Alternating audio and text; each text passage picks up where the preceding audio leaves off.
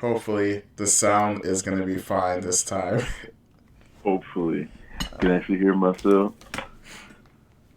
So you want to start off like introductions or straight into the topics? Like, just fuck it. We can start with introductions as soon as I check if I can hear all of I got us. a question though. I got a question. No language in this channel? It doesn't matter. Hey, Okay. Yeah, I don't Yeah. like. If you watch some of my people videos, can't I understand. let me see. hey. Okay. Yeah, like if you watch some of my videos, okay, I Yeah, can hear us. Yeah.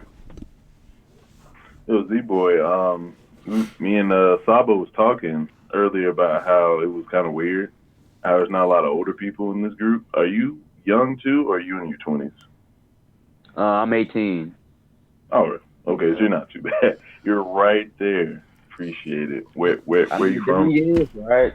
It's like a lot of young people. They know what to do with the internet nowadays. So. Oh yeah, So definitely. yeah, I just they like know so much, bruh. Like. I remember that what you day we said. found out everyone's ages. That was hilarious.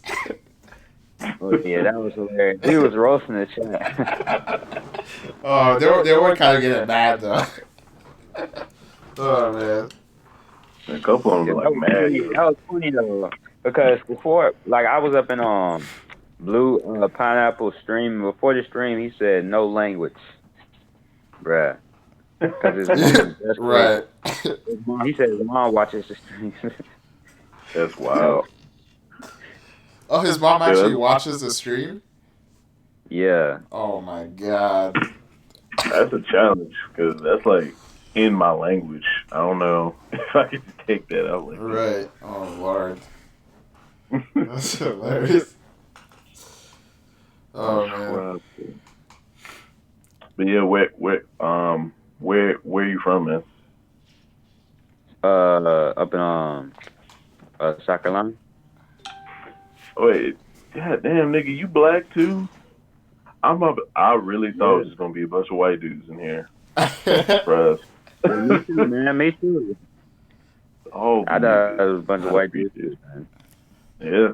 Fucking Yeah. I didn't know Sabo was black until I literally went to his page and like looked at a couple of his videos. Like, oh snap. I'm learning stuff. Oh yeah, I thought he was like a white dude in college. Yeah. Oh, wow. In college though. Bruh. Wait, Z-Boy, what streams have you been in? You've been in other people's streams before, right? Yeah. I was in one with Soul, one with Dustin. I was knew one it. with I knew Pineapple. it. That's where I know you from. Dustin's stream. Are you Yeah. using a Dustin stream? That's Yeah. right. That's where I know him from. I'm like, Z-Boy, that name sounds so familiar. Yeah, but yes, Shawasha had negative me, so I can't do streams for a while myself. But Oh, damn. I still make videos though. Shuisha is really out here, though. Like, Oh yeah. They fucked up my last channel when I first started, bro. To be fair, I didn't know shit about all the rules and stuff. But they got me hard with like clean 2 strikes. Like first couple days, I was like, man, fuck this. oh, I ain't man. about it. Yeah. The thing is, right? Like even if you don't show the panels, you can have it in your description. I had learned that because of Sasaki the Savage. I ain't about it. So You can't have it in your. The thing is, right? You can't have like a chapter. Like you can't. What? Sorry, I was just checking out the stream again. Oh yeah, you can't have the chapter link in your description. So. Yeah. Oh yeah. You can't tell people about Jamini's box. Illegal. That was funny. Viz.com. That's where they gotta go read it. Exactly. That's where we read all our stuff on Exactly. Thursday. Yeah. So yeah, Vulture, how did they negative you? Oh yeah, this was like before I had Vulture Valley. I had another random ass channel, and I think I had because I saw a whole bunch of videos of people getting fucked up by Shueisha before, so I was like, I gotta protect myself. So I was talking about like a Big Mom video or something. So I like inverse the image because it was her on Whole Cake Island raging out and shit. So I played that clip. I put color on it. I reversed it. I put the opacity, like you could almost see through the motherfucker, and they still got me. It was crazy. Yeah, like, the audio. They do stuff like that. Yeah, the audio. Yeah. You should have like, well, I don't know. You probably could have like did all that. Then like he would have warped the audio, and then like just had the subtitles. Probably been fine. Probably, yeah. but we don't know. So way too crazy. Yeah. I'm telling you, they'll get you. They'll be consistent, but then they'll throw a curveball at you real fast. Put some shit that don't even like make sense like that. You know, like they basically just trying to get you. You could also region block. I think that might help too. I heard that was a good option. Yeah, because I think that's what Cole does on his YouTube videos. He just just like put all that like so he doesn't have to go through all that nonsense and trouble. He just like region block it from Japan. Yep. I have to do that too. He still has to do stuff because he's such a big channel, and they could like manually watch his shit. Like he's probably on a list now. Yeah, that's true. Oh man. Yeah, probably got his ass. You got any topics you want to throw on the list, Z-Boy? Nah, not really, man. Sound like y'all got some good topics. Cool. All right, let's whenever start. you're ready. Let's start then. All right. You can lead us. Is your channel? Oh yeah. Well, yeah, I didn't write down the topics though. Oh, shit, yeah. First, we talk about Wano. Yeah. And All right. law. Yeah, let's just start with Wano in general. So, let's start by like how do we feel about Wano so far? Any likes or dislikes about it? You can go first, Vulture. All right, cool. So, Wano so far, if you look at it as a whole, yeah, I think we live. That's opposite. Yeah, we've been live for a while. Talking. Okay. But yeah,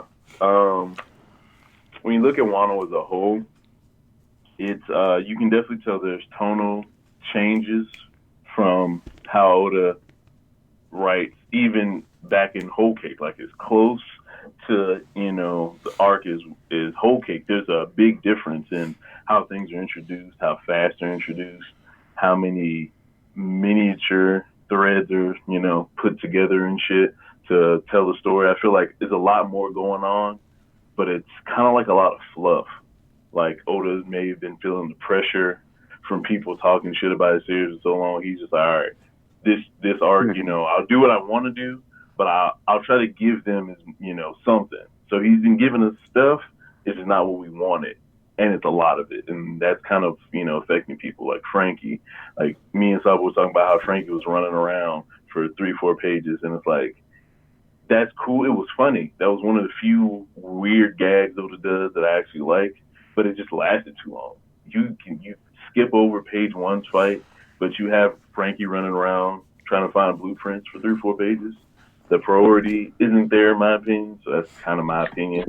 Like I like the pacing and how much stuff we're getting. I just wish we got more important stuff. All right, Z-Boy. Oh, he's muted. Oh, my bad. Uh-oh. Basically, right, part one was great. The beginning was great. We see that big giant spread of Wano. That was fire. We had a bunch of characters introduced. We got to see Miha and Moria, and all that stuff was great. And then part two happened. Just a bunch of filler. There's a bunch of just running around. It started off like amazing, it's like, oh man, Kaido, he ain't playing no games. We don't have like another Yonko just looking like fodder, he's about to go in. He's drunk and I don't know where he's at right now. Luffy is just about to escape this prison. This is a prison. This ain't happening in Impel Down. Right. Luffy wouldn't just be running around a monk. So, and like you said, pre-stream about Brook and stuff, these enemies should be getting stronger than this. I understand Straw Hats are very strong themselves, but still, they should at least have some level of trouble with some of these these ninja the freaking what is it, the smile users. Yeah. Oh Mm-hmm. my god. They're The fodder. Pure they're trash. Like. their own devil fruits are against them. That's, Pretty much. that's my case. That's my case. I'm done. Well, I kind of have the same opinion as Z-Boy. Like, part one was like, I don't want to say perfect, but it did kind of feel like perfect. Like, from like when they landed on Wano, like you got this whole sense of adventure, learning all the stuff about the island. Then Luffy and Zoro meeting up. I love that part. And then like they ended off with the Kaido appearance, his dragon, and then like one shot on Luffy. But then, just like you said in part two, it's just like it just feels stagnant. Like we're not really going anywhere right now. Yeah. It was almost like it was just a waste. Like the things that happened, I don't even remember. Like I'll have to be reminded of all the setup that was done and that's apparently being done because it's like I don't even know if half these things are going to be fleshed out. Like they're just brought up, kind of pad time, and then are we even going to get a payoff? Is this person just here just to be here? It almost has that kind of feeling where it used to be like you have to pay attention to everything because you know who's going to pop up and win and who's going to be important. Yeah. But now it's just like that's kind of gone a little bit. It's not like all the way gone, but it's just like, I don't have to pay that much attention. Like my whole thing is like in part one, it's like you could tell like the pacing was fast, but it was like fast and like at least you could still get like everything you wanted out of it. But for part two, it's like he's like skipping over stuff that we want to see. Right. Like we haven't seen Kid do anything in like years, and then you off scream his escape. What? And like that could have gave Kid so many feats and put him, where he's supposed to be in the power rankings of people's, mind. And he just took that away. You know how many videos people could have made about Kid breaking out of jail? But now, that's gone. And there's no real reason for it. Once we get to it, speaking of off screen, yeah. Oh yeah, I know. What are you gonna say? Sanji and Page One or something else? Let it be suspenseful. Just. All right. Man. All right, we got our thoughts about Wano. You want to move on to Law? I guess something you want to talk about with Law because you brought it up. I don't know what we can really say about Law. Well, my whole thing with Law, it's like so. A couple of people think like Law's probably gonna die because they don't see him having any other motivations outside of Wano. Mm-hmm. Like I don't know if you've heard a theory about him using like the surgery to make Kaido not immortal anymore. Have you heard about that? Oh yeah, of course. It's like one of the main ways they're supposed to be Kaido and Law is supposed to have some kind of significance. Exactly. And so people think like he's gonna like die when he does that. And then there's other people that think, oh, Law's gonna like betray Luffy. And I just want like take Robin or whatever. Yeah, exactly. I just want to see what you guys thought about that because I'm not really sure where to go, honestly, on either. Because I personally can't see him kidnapping Robin.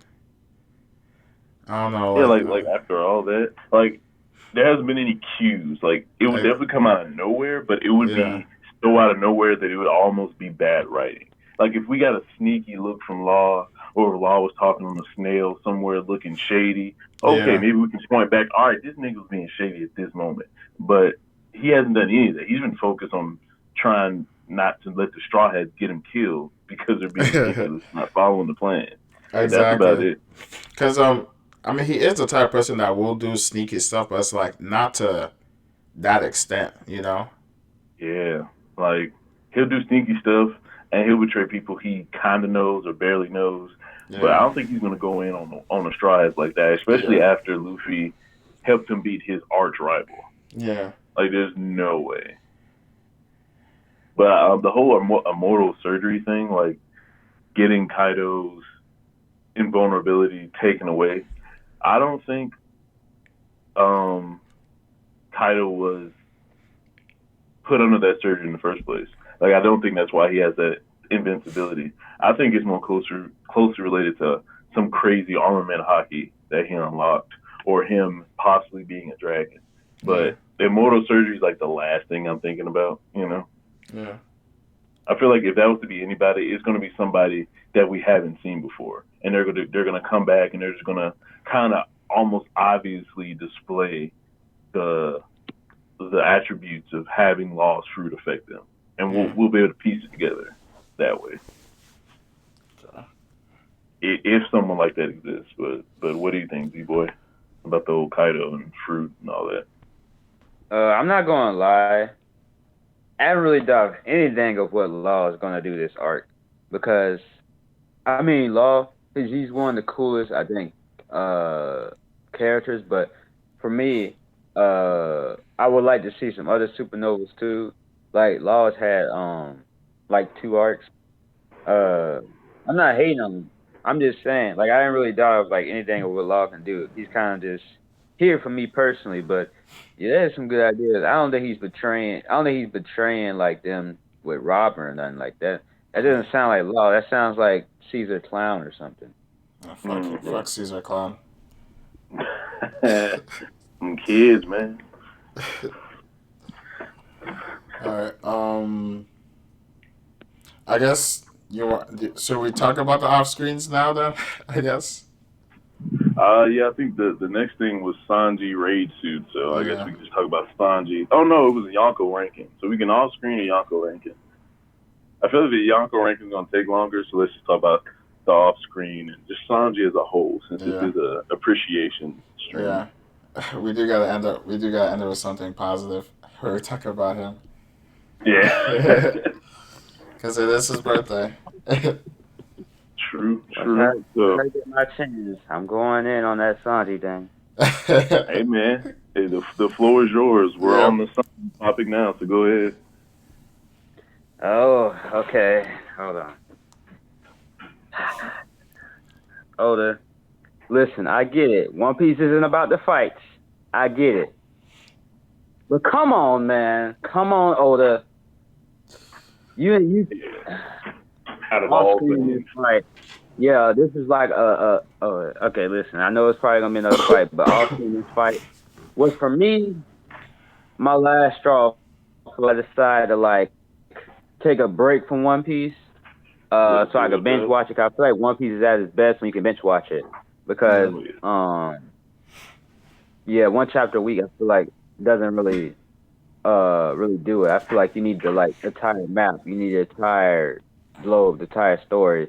Because I mean he's skipped this fight, and he's skipped the entire arc of Reverie, and oh man, the things he's done to Big Mom, and oh man, like, that was just my last straw. Like, I feel like I'm a abused wife who just was loving Oda, but I was able to forgive him.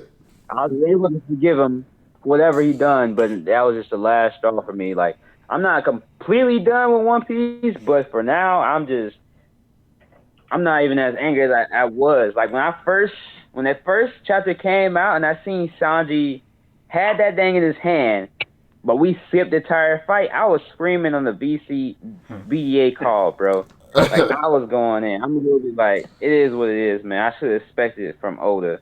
But, right. Oh man. Yeah. The skip was almost criminal. One, because and you know what's made it so bad? Oda is such a troll. Because he had the little raised suit, and he had Sanji holding it in the panel. Almost like he was like, exactly. Y'all can see it, I ain't going to use it. Yeah, that shit was terrible. And you know what's even worse? Oda's probably gonna show. He's probably not gonna off screen Sanji using the race to go to the baths with the girls, Oh my, but he's gonna off yo. screen We Sanji. gonna see He's that gonna off screen transformation using the again. fight. We gonna see the Yo, he's gonna transformation and show that, but everything. he's not gonna show the fight. Nope. I think It's the ridiculous. I think the only way I can forgive him for that is if page one has not been defeated and they're gonna finish their fight. That's the only way I think I can let that Yeah, go. Because that would So be something. if page one is page one defeated, is done. yeah, but that's my problem though. Like, so before the Flying Six were introduced, we all thought like the headliners were fodder because they were just trash. Like Right. hold them, Speed didn't even do Hold anything. the L. Speed got Yeah. like Speed got defeated by eating Kibi Dango. Like what? She became a friend of the Straw Hats Right. faster than almost anyone. And first of all, I don't even know how she survived Kaido. That's whatever. But and I then mean, you you could say that Kaido was holding back because of it was her supporting it, or she could be strong. You Kaido, know, I just don't know. defensive wise. Speed, okay. But but my thing is like, then you introduce the six strongest headlines, and like everyone's just like hyped off of that last panel, and then That he panel gets was hype. defeated. Then he gets defeated off screen. What? Like what? Yeah, It's like pretty bad. there's like who is actually in Kaido's crew apart from like the commanders that are strong. I mean, well, you can't look at page one fighting against Sanji like one of the main characters and be like, oh, he's weak because he got one shot because one of the main characters just got a power up out of nowhere. You know what I'm saying? And he was already strong to begin with, the third strongest on the Straw Hats. I'm not saying that just makes him automatically stronger than a lot of people in Kaido's crew, but as we've seen throughout this arc, Kaido kind of just grabs people. You know what I'm saying? Yeah. He gets people that's strong or has a similarity to his crew and kind of just puts them on the crew. Where Big Mom, it's almost like the opposite. Like she has so much invested into the people in her crew and making sure they're strong and can do what they do. Like strategically placing people because like she had Capone on security duty, which is the smartest thing you can do because he's the freaking tank man guy who can have a billion people inside of him. Like she was placing people strategically. I feel like Kaido just has people. So unless you're part of the main beast pirate crew, like the top people, you're not going to be strong because you're just kind of there because of whatever reason. You know what I'm saying? Yeah, I It's feel not that. really planned out.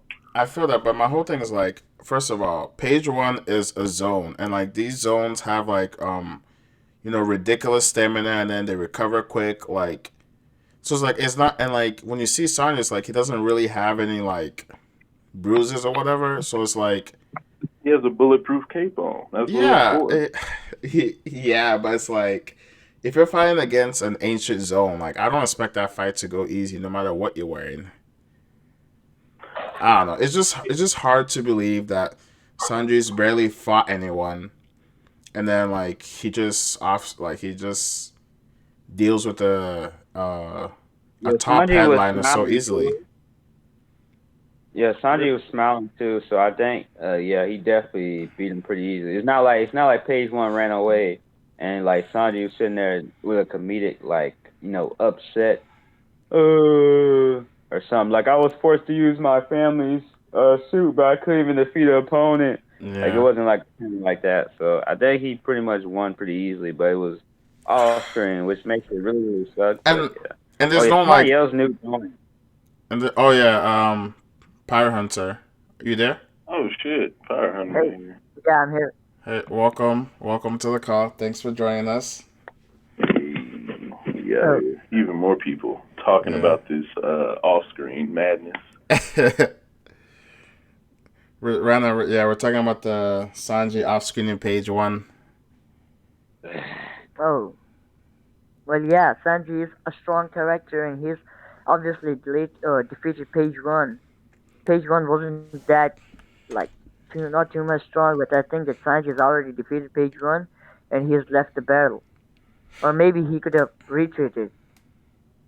Yeah. Nah. Uh, well, okay. I guess my problem isn't that Sanji defeated him. It's just the fact that, It was off screen. yeah, Like like, I would have been okay seeing Sanji give this dude a two piece. yeah, like I have I'd no. rather have two panels of that than two No. panels of the filler that was loud.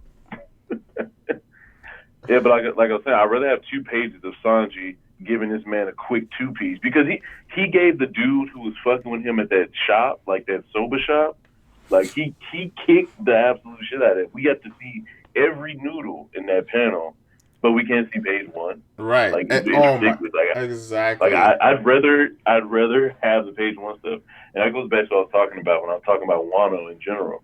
Like the him prioritizing stuff is taking like a further and further backseat, like prioritizing, uh, because at this point we want to see the progression of our heroes. We've been in this series for 22 odd years, but we're not getting the markers and the stepping stones that we should be for each character, and Exactly. we're getting character beats and emotional beats, and Sanji growing and learning about his family and overcoming his shit and using the rage suit. That's great. Now I want to see the physical part of that. You Exactly. know, Because like that I goes back want to what I was saying. Like the first stream was that we've seen Luffy progress strength wise from in the new world, but we haven't really seen the same for Sanji and Zoro. Because Sanji's barely got into a fight, and then Zoro's just been really coasting against his right. opponents. The only thing I can say that's super impressive is if you watch the anime when Sanji speed blitz, like officially speed blitz the fuck out of Oven, and Yeah. shit was literally moving in slow motion. That was the most like, all right. I Yeah. don't think we've seen Zoro do that. We've seen Luffy in Gear Second. I would imagine that's how the world looks to him, but they Yeah. haven't drawn it that way. So, who would y'all consider to be faster, especially now with the rage suit? Sanji or Zoro? I mean, Sanji or Luffy? I mean, It's hard to. bro. I mean, what could be said is what I've been saying, what we all been saying for ages to come, man. And this older still keep doing it. But Big Mom, I'm not even that mad at Big Mom thing. I think it's kind of humorous. I think it has some potential. She's gonna get her memory back, so I'm not even that angry. But I'm not even really mad about it at all. So For the Big Mom thing, I wouldn't be as mad if she didn't become such a disgrace on her own island. Disgrace. Like, literally for hours crying about this damn cake. Renegade. Oh my god. And like, just because of how Oda has been doing her dirty, like, that's why this whole amnesia thing is just throwing me off. Like, I know he's gonna come back and do something good with it in the end, but for right now, it's just, I just, The way I see the Big Mom thing going is, it looks as though Oda's trying to kind of set it up for Big Mom to have, not a redemption per se, but more of a chance to be the better person that she kind of wasn't given the opportunity to be. Because if you look at Big Mom's story from like the beginning, it was fucked, like off jump. yeah. Like it's not like she was somebody who kind of chose this power or chose to be this way. We don't know what happened those 5-6 years before she got put on that island when her parents just kind of threw her in the middle of the fucking woods because they didn't want her no more. Yeah. And she ran into Caramel, who was one of the biggest liars ever, the worst mothers ever. Like, you can't let your kid do whatever they want and tell them good job every time they do something bad.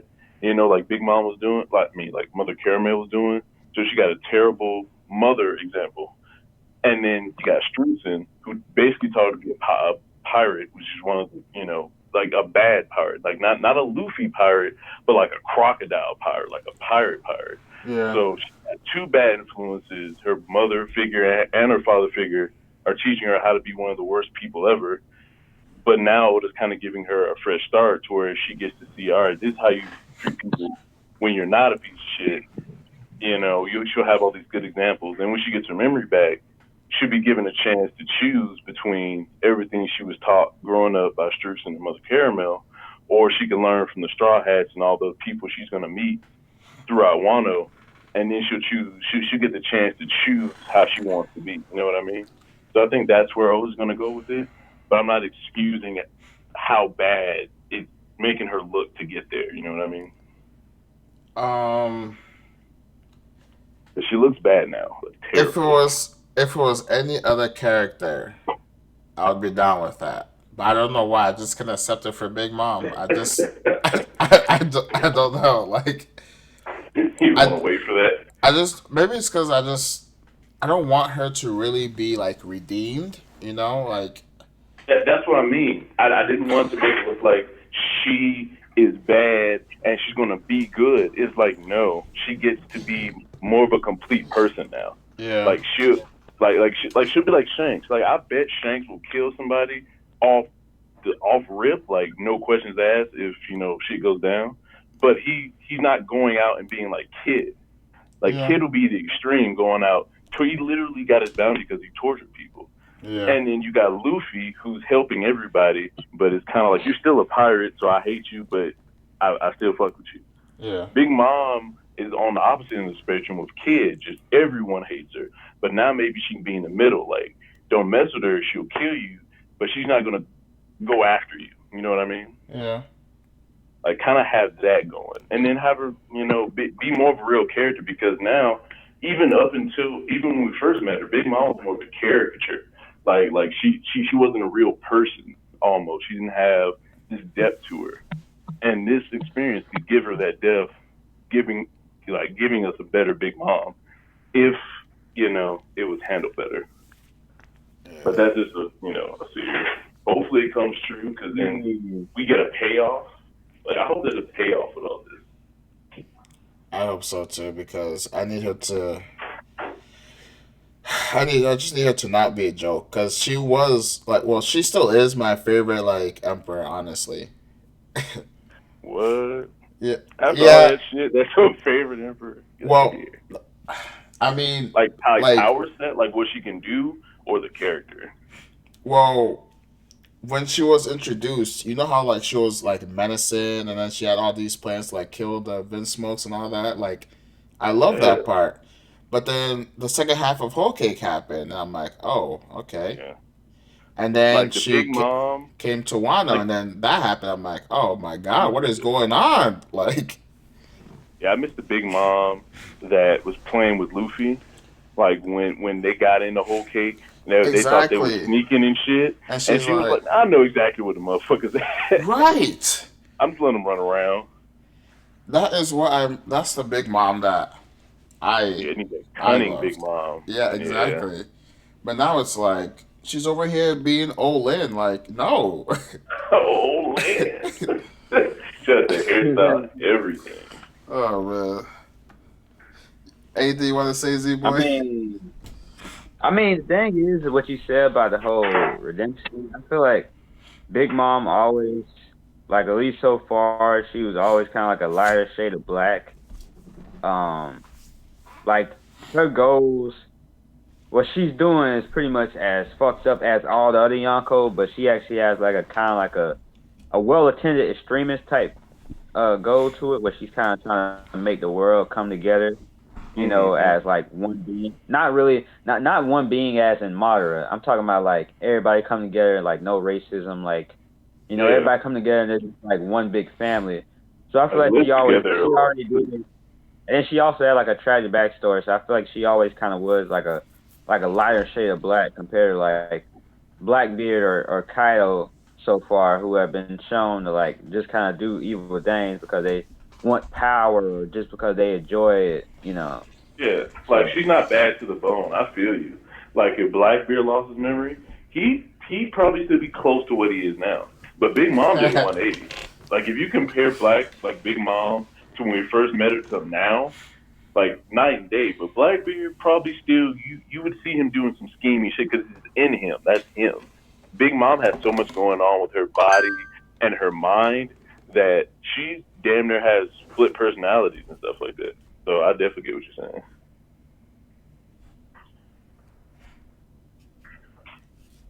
Um, Hello. yeah, sorry, I was reading something. Oh, listen, if Oh yeah, Oda, me.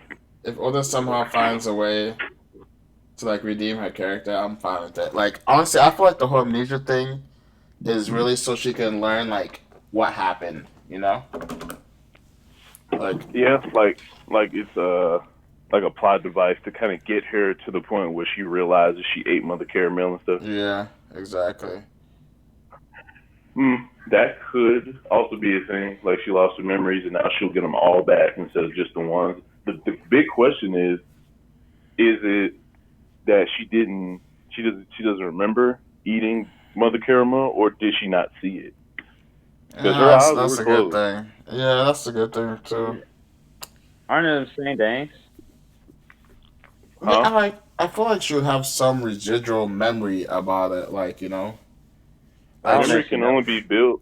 Memory can only be built off things you actually received and recorded in your mind. And she didn't record it because she didn't see it because her eyes were closed and full of similar pastry and stuff. So like halfway through that, she had her eyes closed, just grabbing shit. So it's like yeah, but I feel you like she can't could. remember something Like, you don't see. yeah, but I feel like she could kind of come to a realization that oh wait, Like I put it ate. together herself, not Yeah, like see it, like exact. remember it, but just like oh shit, they Yeah, were here exactly. and now Yeah, they're gone. Okay, exactly. No, Yeah, she maybe. yeah, thinks no. No, she thinks they left her. yeah. But I don't know. Now she don't know shit. She That's what thinks I'm they saying. left her. She thinks they like abandoned her, and then Streusen came along and basically he basically corrupted her over the years. Not taking all the blame off her, but Yeah. he was a big part of that too. Uh, Yo, you know what'd so be yeah, crazy What? if huh? I say you know it'd be crazy if she doesn't get her memory back for a long time, and she somehow ends up in like Elbath with them, and she learns what happened like firsthand, Oh like my from the giants or some God! shit. No, Yeah, Yo, you need to write the no. story, man. Get Oda out of here. I'm just playing. I mean, Oda's just he's just been getting on my nerves lately. But yo, you need to write the story, yo. That's crazy. I'm big about that. I'm telling you because the way we were just talking about it, there's almost it's kind of iffy the way she would remember it if it went the way we talked about. Like she got her Yeah. memory back and she got the whole thing, but it's like, did she really see? So it was like her learning from the giant who saw, because I feel like the giant knowing plays more than a part than just to get the giants to hate her. Maybe she'll go back and even talk to that nigga and be like, hey, why y'all hate me? Or something like that. Yeah. So I feel like that will be more impactful than her just, oh my God, I ate the fuck out of everybody I knew, and somehow I remember that all of a sudden. Wait, It'd be more. but is she gonna be traveling with the Straw Hats to get to Elbath? That's the thing. That's the Cause thing. The Big I Mom, would throw up if Renakuma, that is happens. strong. It's so I would dumb. literally throw up if that happened. Wait, wait. Why would you? Would you throw it because she'd be too strong? Because I Yeah, think you don't need she that might character. not. She might not be as strong as she was No, when she was younger. Because it. remember, like whenever you eat the devil fruit, some voice in your mind tells you the fruit and your ability. Like you just know it. If you Yeah. lost your memory, she might not know how to use the fruit. She definitely wouldn't know how to fight anymore with like her sword and shit. So she's just a indestructible kitten. Like you Ex- can't kill her, but she can't do anything. You besides slap you. If yeah, you got but observation knock, you can dodge it. she doesn't need her devil fruit to be strong. And she needs to know how to fight to be strong. Yeah, but All she has it is doesn't matter defense. for her She because can't. you can't even injure her in the first place. Exactly, but you wouldn't really be fighting her like that. Like think about her mindset. If she got into a fight, she really wouldn't be throwing down like that. Like she would regress back into a child and be like, "Don't hurt me," or like I trying don't to know. bat I them mean, away or whatever. she was killing giants when all she wanted was Semla. But no, she was hungry and was trying to force them to give her food. So she Yeah. was using force. Well, okay, You know what I mean? it's more than her. It's more than like the her being strong. It's a character of that level getting amnesia and then becoming a plot device to help the Straw Hats is what for like an entire arc and then into another. Oh my god, no! It's just Because you see what's going on right now, though, right? yeah. Like they're going to Udon. Luffy's in Udon in the prison, and she's hungry. You can Yes. already see she's about to go wild in that prison. So maybe Big Mom goes off on her own. Like maybe you And just see, they get mixed up in the Udon fight. yeah. Big Mom gets blasted somewhere else, and just for a couple cover pages, we see Big Mom riding around trying to find out where the fuck she is, destroying shit, and she ends up in Elbaf, like I was talking about before. So something like that. If she But she gets to don't have to travel Elbaf, with them. if she gets to Elbaf without the Straw Hats, I'll be fine. No, I just don't want her on their ship at Okay, all. Like that's sensible. That's I cool. I'll be cool with Big Mom leaving and just wandering around. That'd be cool, like a wandering Yonko who don't know what's going on. And then she gets like a worldly experience. She comes back a new character. She meets people, talks to them. Maybe she never gets her memory back, and she just becomes a new Big Mom. uh maybe. I don't know. I'm still not down for that, but I'm just giving out options of what I see could possibly be happening because I don't see this ending with her going back to Whole Cake Island like nothing ever happened. yeah, so Like, that's the whole thing too. Like everyone was assuming that the whole story arc will end on Elbaf because it just makes sense. But it's right. like she's on Wano now, so it's like how do you transition her to Elbaf? And like I don't want it to go the way you said it might go. I don't know. I totally feel it. I just don't see another plausible reason that we have story beats for already that would put her anywhere else. We could just put her back in Whole Cake, but it's like, what was the point of all that? Like, Yeah, if you really think exactly. about it from start to finish, she goes from her place, does a whole bunch of shit, and magically ends up back in the same place. That's a possibility. It could have just been a nice little side plot to run with Wano. Not really meant to go anywhere, but because Yeah, of Yonko, I don't see that being the case. yeah. Hmm. What would you like to happen the most? Like right where we are now, what would be the best case scenario to happen for Big Mom? Well, this situation to not have happened in the first place, honestly. Always. But But we gotta, we're in that you know. situation, so I don't know. Like, I'm not sure what would trigger her memory. Honestly, like it would. The only person I can think of who could trigger her memory is probably Kylo because they have more of a history together, and like, cause even like the children were talking about it that they used to be on the same crew and stuff. Like maybe Okay. Kylo would see her and be like, "Lin, what do you do with the Straw Hats?" Oh God. I mean, we can talk about that too, like the relationship between Big Mom and Kaido. Like, I think that Yeah, I have is an idea interesting. that I want to use for a video on that. You don't tell me you think Kaido's a homie. No, no, no, no, no, no, As no, no, no, long as it's no, not that one. no. What do you think, Z-Boy? I haven't heard you talk in a minute. He's muted right now. Oh, Wait, okay. what Well, happened? Oh, okay. I was just saying, what do you think about, the relationship between Kaido and Big Mom? Like, what do you think it is? Kyle definitely hit. She was all top like that. I mean, Yeah, man. They probably so gave if he birth hit to Katakuri, other than Daifuku. all of them, not just one though. Yeah, because they're triplets. Are they triplets? Yeah, Oh shit, I did not know that. yeah, they are. I just thought they was just born like that. But okay. So do you think Big Oh, Mom? I just dodged something crazy, bro. I just dodged something crazy. What? Yo, that's crazy when you think about it, right? You know how women, they be getting all, like, hungry and stuff when they're pregnant? Oh my god. What are you gonna say? You think Big Mom? Imagine, Was Big pregnant? Mom. Bro, Imagine Big Mom. Think about that. Every time she gets pregnant, they probably have to calm her down.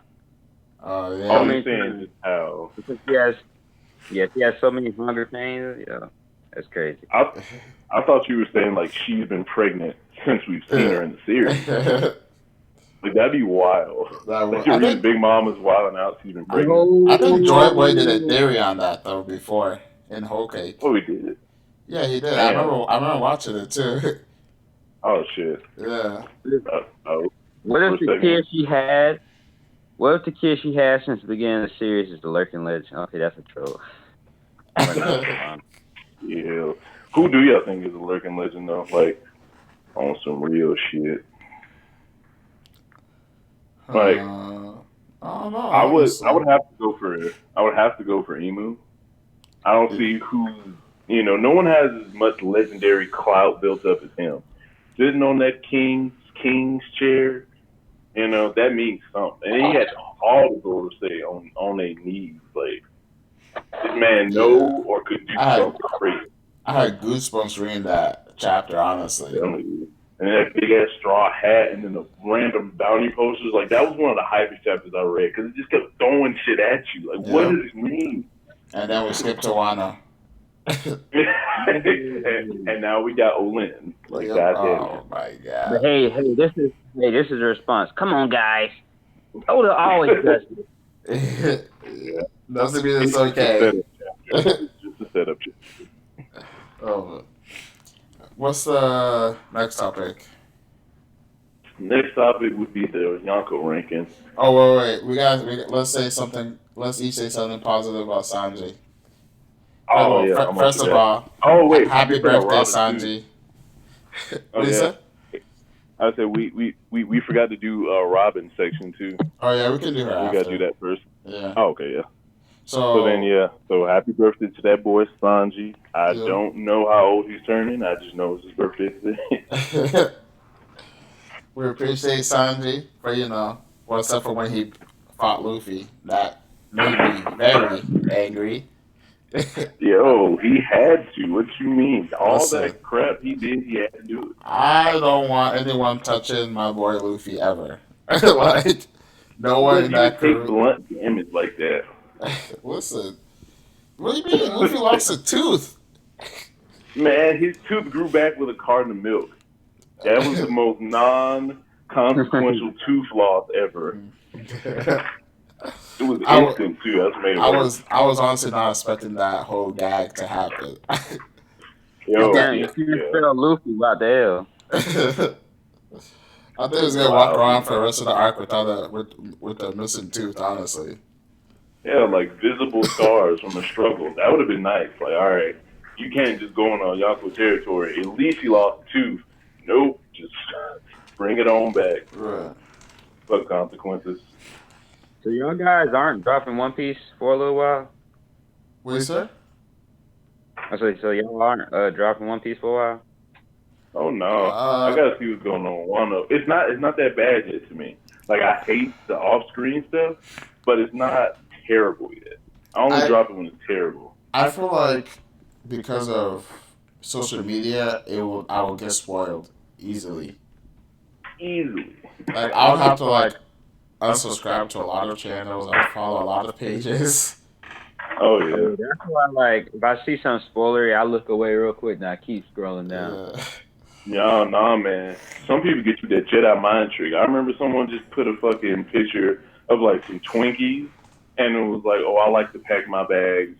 Those Twinkies, cupcakes. Oh yeah, and Kaido the Dragon. Like it'd be some stupid shit like that, where it's like it gets you at the last moment. Oh man. So you're gonna stop reading One Piece for a while? For me? Yeah. Oh yeah, definitely. Yeah, man. I mean, you might as well finish. You might as well finish Act 2.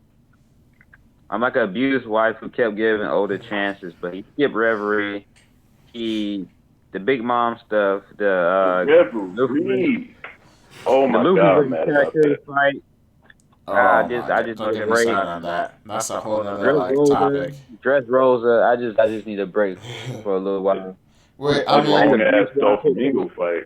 I feel like you should at I least need to finish binge this watch it. act though. You said what? I'm saying like I feel like you should at least finish this act because I feel like we're getting towards the end.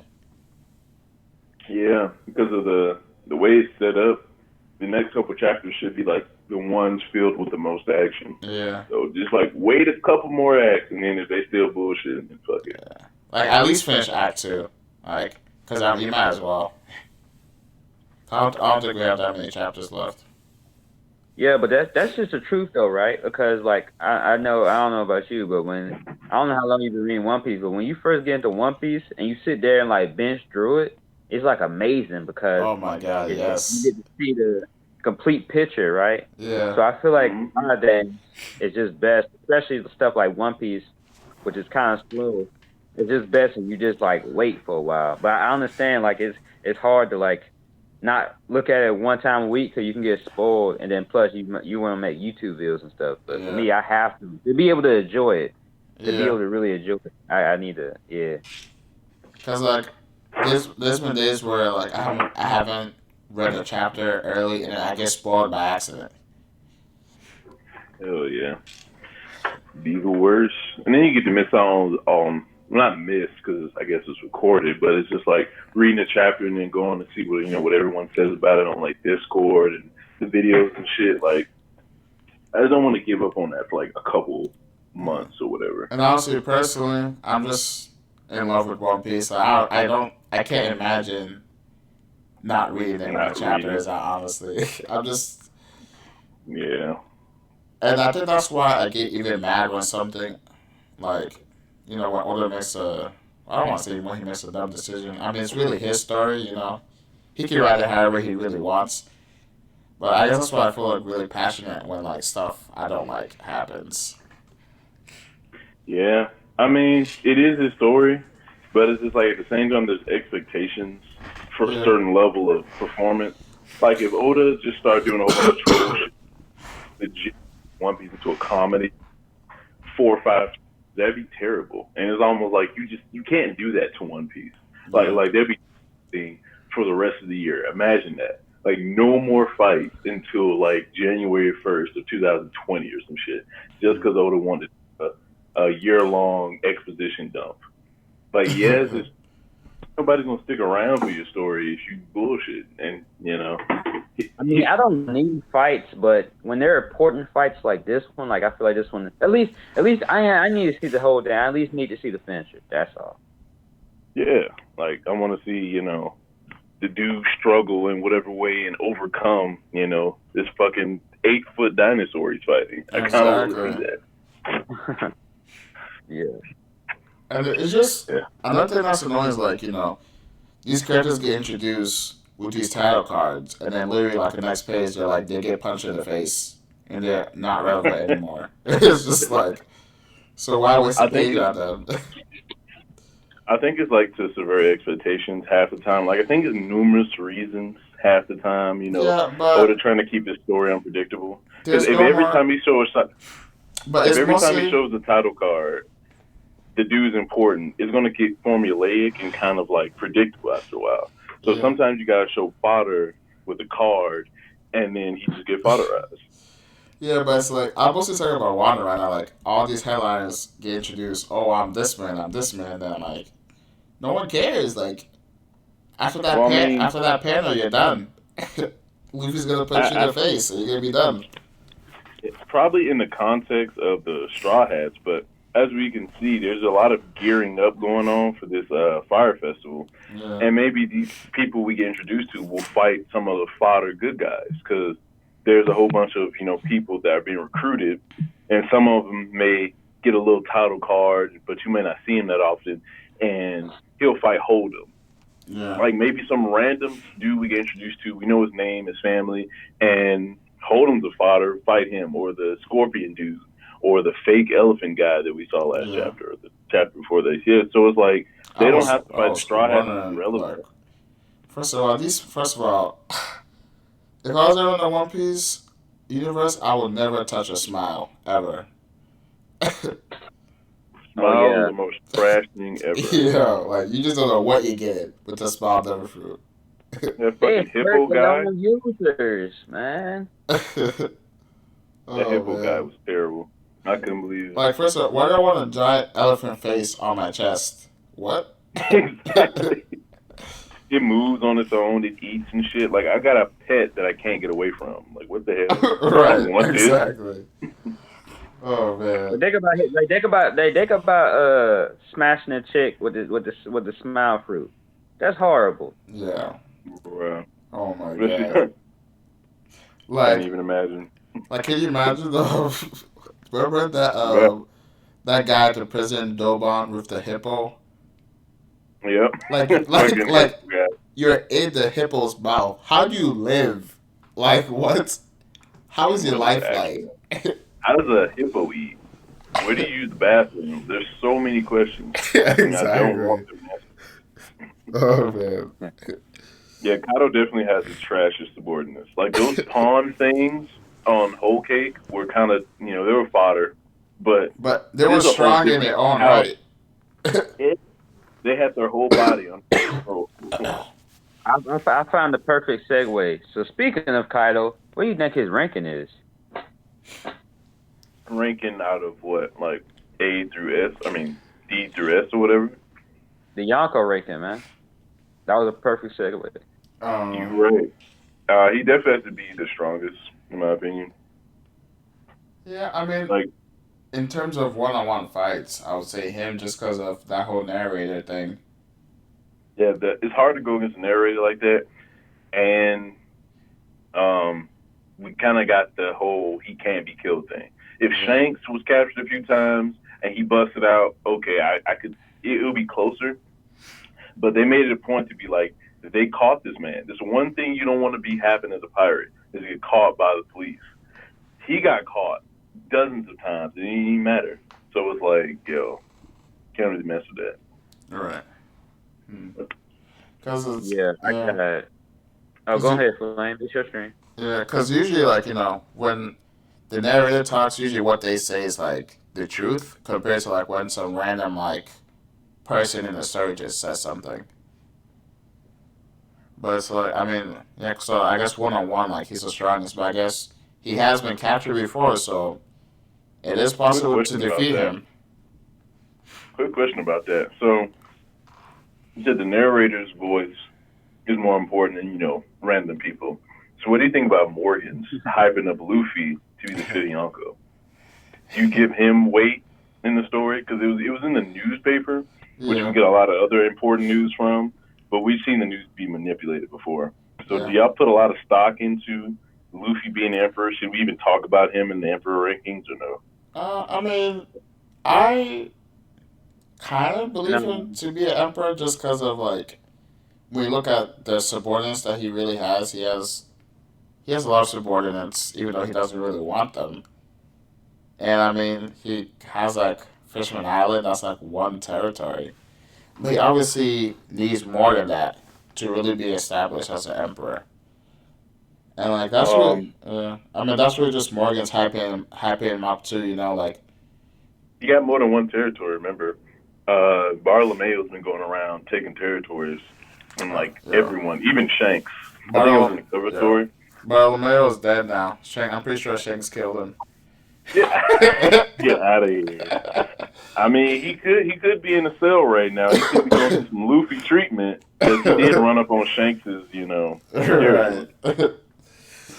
No, but that'd be wild. If Shanks had one of Luffy's subordinates and he was just like, "Hey, I'm sorry, man. I can't do nothing about it." Right. He broke the rule. Oh man. So all right, so I know that was off the cuff, but do you think that could seriously be the thing that gets Luffy to fight Shanks? Because we got the versus 4 Yonko saga. Yeah. And Shanks is in that, but no one really sees Luffy fighting Shanks.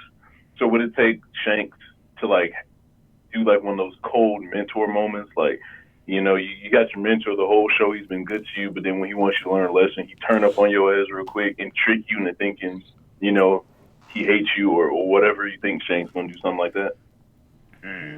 Like to teach him a lesson about, pirates and shit, to try to get him to fight him, hey, I'm a Yonko. You trying to be the Pirate King? You got to go through me. And he know Luffy's not gonna fight him on his own, so he got to kind of egg him on in some kind of way. So you think he's gonna capture Bartolomeo, and he's gonna tell Bartolomeo his plan, and then he's gonna fight Luffy at the end? Not exactly like that, but you know how Oda does shit.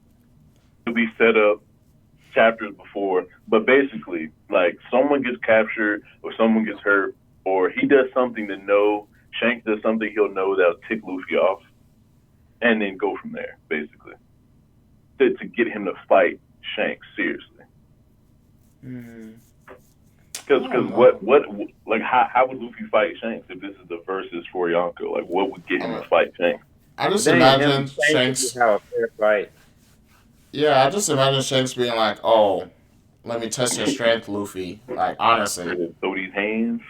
Yeah, exactly. Like let's go to this secluded island or something like that. We can go all out there, something like that, you know. You know what? I could see that because he kind of did that, I guess, with Mihawk with the whole swordsman thing. So. And Luffy does want to like prove his worth to Shanks, so you know, like. Right, but at the same time, remember at the beginning of the series, he got his arm cut off because it's all seriousness with pirates. So if you have a friendly one-on-one duel that you agree to, I don't think you'll be able to go all out for real. Like Luffy gets his motivation kind of like Sanji from his anger and stuff. Yeah. So it's like you can fight Luffy one-on-one and be cool with him. There's always gonna be that part of Luffy that's gonna hold back and not try to kill you or defeat you for real, because it may take Shanks being killed to beat him. Like you don't know how fierce Shanks fight or how good he is. You may only have a kill shot. You probably can't put him down, but you have to kill him. I feel like it would be different with Shanks though. I don't know. He gave up his arm to teach him a lesson about how being a pirate is real shit. Yeah. I don't think he's shown how far he's willing to go to prove a point to Luffy. Like, why would him taking his crewmate for play? Because he's not really going to do anything bad to him. He's going to take him or make it look like it. You know what I mean? Yeah. I'm just like, I don't want to see Luffy just walk up to Shanks and be like, hey, let's have a friendly bout. I want to be the versus for Yonko. He has to fight him. I could see it ending that way, like the way y'all said, but it just wouldn't be as climactic, I'd say. Yeah. Well, okay, so let me bring this up. So, you know how, I don't believe in what I'm about to say, but like, you know how like Shanks was in the room with the Gorosei? Mm-hmm. And so some people think like, oh, he's really like a spy for the world government, yada, yada, yada, you know? I'm not going to lie to you. I've been thinking about that. Yeah? I've been legit, because it's like, it fits too perfectly. Like, this man stopped the war, and the wording from Sengoku was just because it's you, Shanks. It wasn't like, I can't beat your ass, so I'm gonna let you have this one. It was like, they have an understanding of some sort. Yeah. Is that, is it just because they knew each other and they've been in so much shit because, Shanks was on Whitebeard, Shanks was on Roger's crew, and Sengoku fought Roger all the time, so it's like they knew each other. And since he was on the crew from when he was a little kid, Sengoku quite literally kind of watched Shanks grow up, like from a cabin boy on Roger's crew to whatever the fuck he was in between to a Yonko. Like, they've known about each other that whole time. So it's like maybe something went down over that long history they had. Yeah, I mean, I imagine that whole war thing was like, well, because the way Shanks portrays himself is like, he doesn't really like make moves like that, unless it involves like somehow keeping the balance of the world together. Like when he went to meet up with Whitebeard, he didn't want Ace to approach Blackbeard because he knew like Blackbeard was gonna defeat him, and it was gonna lead to a whole thing with like And so about that. So when it comes to Shanks being, one of the top Yonko, yeah, we also got to rank him. I would rank him second out of all the Yonko right now. But the only reason he got there is because basically his physical prowess, his hockey mastery, because it was confirmed he didn't have a devil fruit. So Yep. he just out here punching niggas and slashing them with a sword, and that's it. And he's a Yonko. So it's like, how did someone who's on par with the world's strongest creature get slashed by Blackbeard? So it's Well, like, Blackbeard's a but Yonko too. he's Yonko now Yeah. after he did that before the devil fruit. Yeah, but the So whole is thing was like, Blackbeard? Hmm? but remember, Shanks was like, "Oh, this guy has just been like hiding in your crew, basically." Like, Blackbeard was probably strong, but he just wasn't like showing it. No, He no, he just appeared. He just like made himself look like father, but he wasn't really father. I know that's exactly what he did. But I'm saying because Shanks, when he was describing the scar, he was like, he didn't sneak me for this scar. He straight up fucked me up for this scar. Like we fought for this scar, Yeah. and now it's here. So it's like the Shanks got bested by a non-devil fruit Blackbeard, and I'm like, so do like thinking about that now, like when people put Blackbeard on Yonko level and ranking him with the new ones, we don't take into account that he beat Shanks in hand-to-hand combat before his devil fruit. So is he a little stronger? Excuse me, than what we initially thought he was? It could be, but like I don't think he necessarily defeated Shanks Okay, because he because could have still lost and gave him the scar, but I mean, because we don't really know the outcome. yeah, because I feel like if Blackbeard's fighting someone, I feel like he would kill them. If Blackbeard what? I feel like if Blackbeard is fighting someone, he seems like the type of character that would just like kill you. Oh Because like I feel like Shanks is someone he wants to like get rid of permanently. oh yeah, he's planning. He got master plans for Yeah, Shanks. so Like I feel like yeah. if he had defeated Shanks, he would have killed Shanks there. Hey, yo, guys, I Yeah. gotta head out. All right. Oh, Thanks for coming all right, by. man. Nice Like, streaming with you. Peace. like the stream. Always. Stay tuned. But yeah, like what was I about to say? Shit, I had it too. I forgot. You can go ahead. All right. What's the next topic? Robin. Oh, Robin. we never actually ranked Bianco. We were just Okay. talking about him. Yeah. So Kaido's one. Yeah. We can agree on that. He's the strongest out of all of them overall. Yep. And then number two, I would say Shanks, but I'm really leaning toward Big Mom because I really don't want to sleep on Big Mom because she's out here when she's not being played for a fool. She's as durable as Kaido as far as I'm concerned, and she has more utility than him. That's true. I don't know if she's stronger than him, but once you get up to that strength, it's almost negligible. Like Kaido probably can lift 20 tons, and Big Mom can lift 15. Like they're still fucking crazy strong. Exactly. I mean, I would really go for Shanks as number 2 as well. Mm-hmm. I could see that. Him not really having a drawback is definitely pushing him up there. Yeah. Because having a devil fruit gives you an ability, but it gives you a big weakness too. Right. Especially for pirates that want to sail the seas. Mm-hmm. The irony. And, so this is one. So I guess this is one that's going to be hard because we're just talking about Blackbeard's physical prowess. yeah. How would he stack up against Big Mom? Like, is he, since him having 2 devil fruit and all that crazy hand-to-hand combat experience, would you put him over Big Mom? Like, ultimately? I wouldn't yet, just because I feel like he's kind of like Luffy, where he's like, obviously he's stronger than Luffy right now, but like I feel like in terms of his peers right now, like he's still growing in power, you know? Right. Like I feel like he's Luffy in the terms of he's gonna get way stronger than he is right now.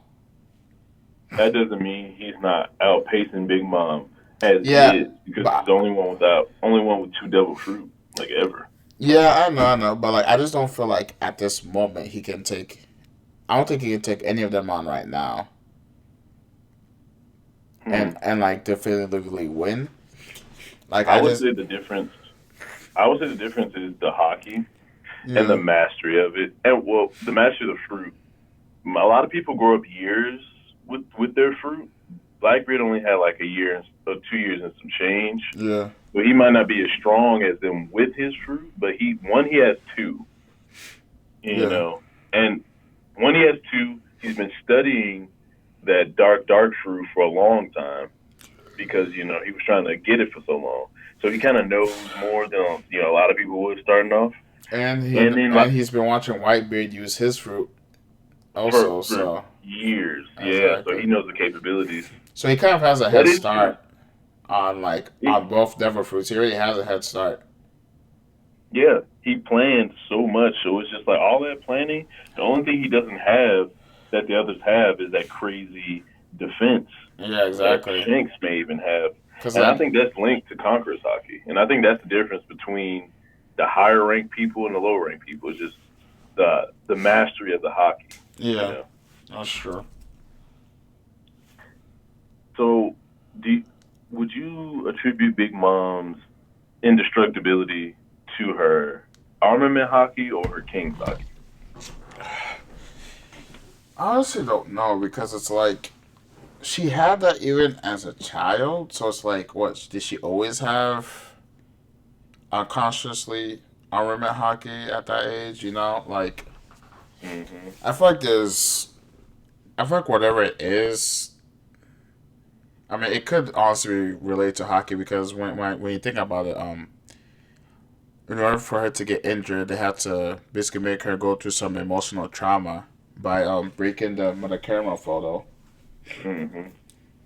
Um, because before I just thought like I don't know maybe she was like an experiment or something, like by the world government. Like that's the theory that's been Right. going around. But then I don't I know. think that was I think that was probably the best case scenario up until the whole Capone plan thing. When Yeah, we, exactly. saw her, yeah, when we saw her in that flashback and when it actually happened, when the photo Yeah, broke, it was more of a mental thing.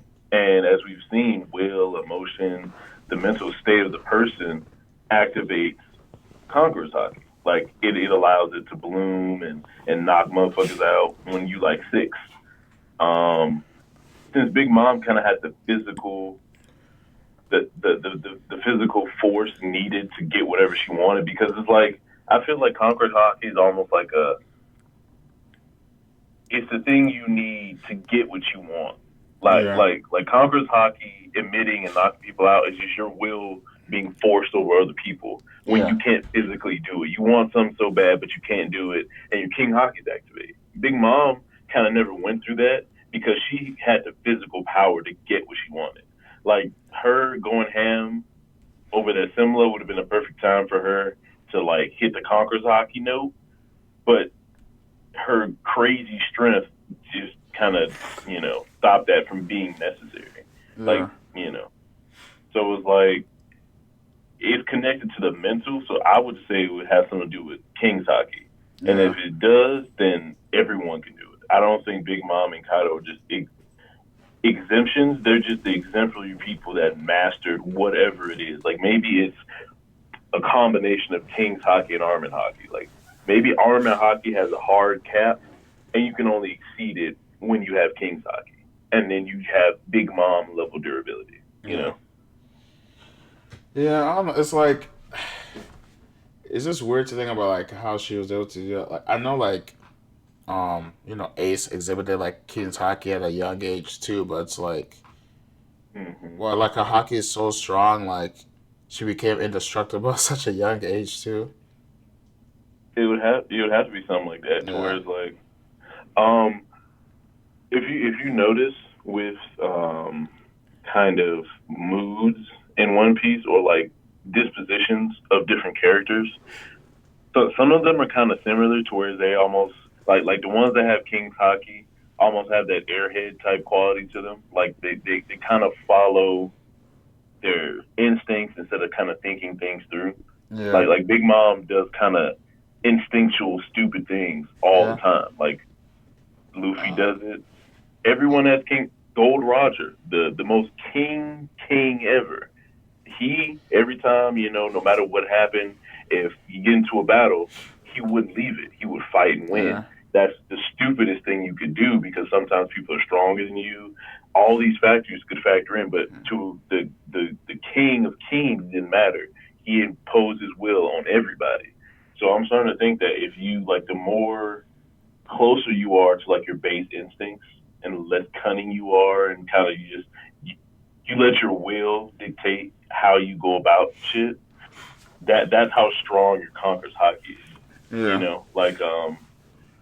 Like Big Mom's conquers hockey. Like she's so oblivious to the world around her and kind of operates on her own. I want to do what I want to such a level that it Yeah. just you know that whatever the explanation of the connection between Conquerors hockey and boosting the others, because I think it was said in the series like you can master hockey, but once you get Conquerors hockey, it pushes you to the next level. Yeah. All right. So then I want to. Okay. So how you're talking about like their Conquest hockey making like Big Mom indestructible and stuff like that. Could you? Mm-hmm. So let's go on to like I guess Whitebeard because he had Conquest hockey too. So Right? would you But say he would you somehow never say used it. yeah? Well, would you say in his case his Conquest hockey allowed him to like I guess take more damage in a sense? Because like he wasn't really indestructible, but like he could endure more He was pain. like a he was like a bullet sponge. Like, Exactly, because like they gave this whole like all like the breakdown of like the amount of bullets and cannons, all that. oh yeah, that was Because great. That was literally, a moment, yeah, because it took a ton of things to actually like kill this guy. Would right? you think like Congress Hockey had anything to do with that then? Because all these Yonko are like special. They're like not normal in any sense of the word. Yeah. They all have something But unique about them.